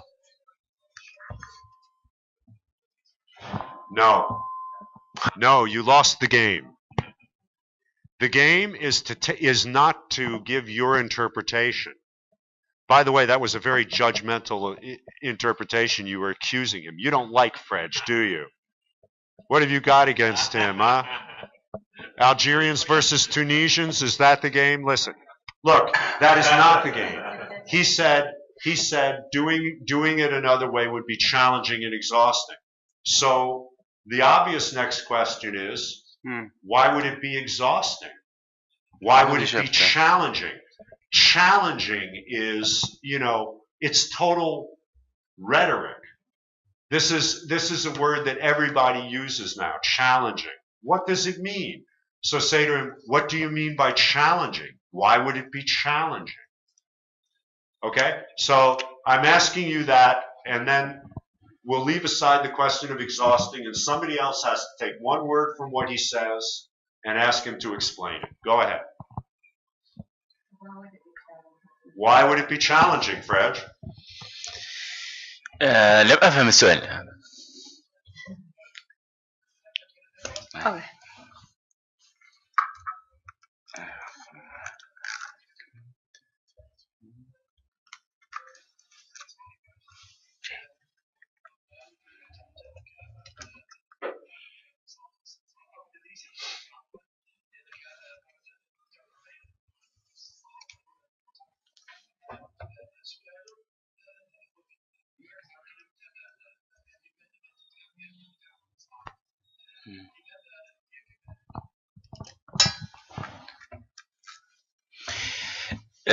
هي كذلك لأنها تتطلب تدخلات، تتطلب علاقات، تتطلب التزام خاصة، وأنا عادة ما أكره الالتزامات.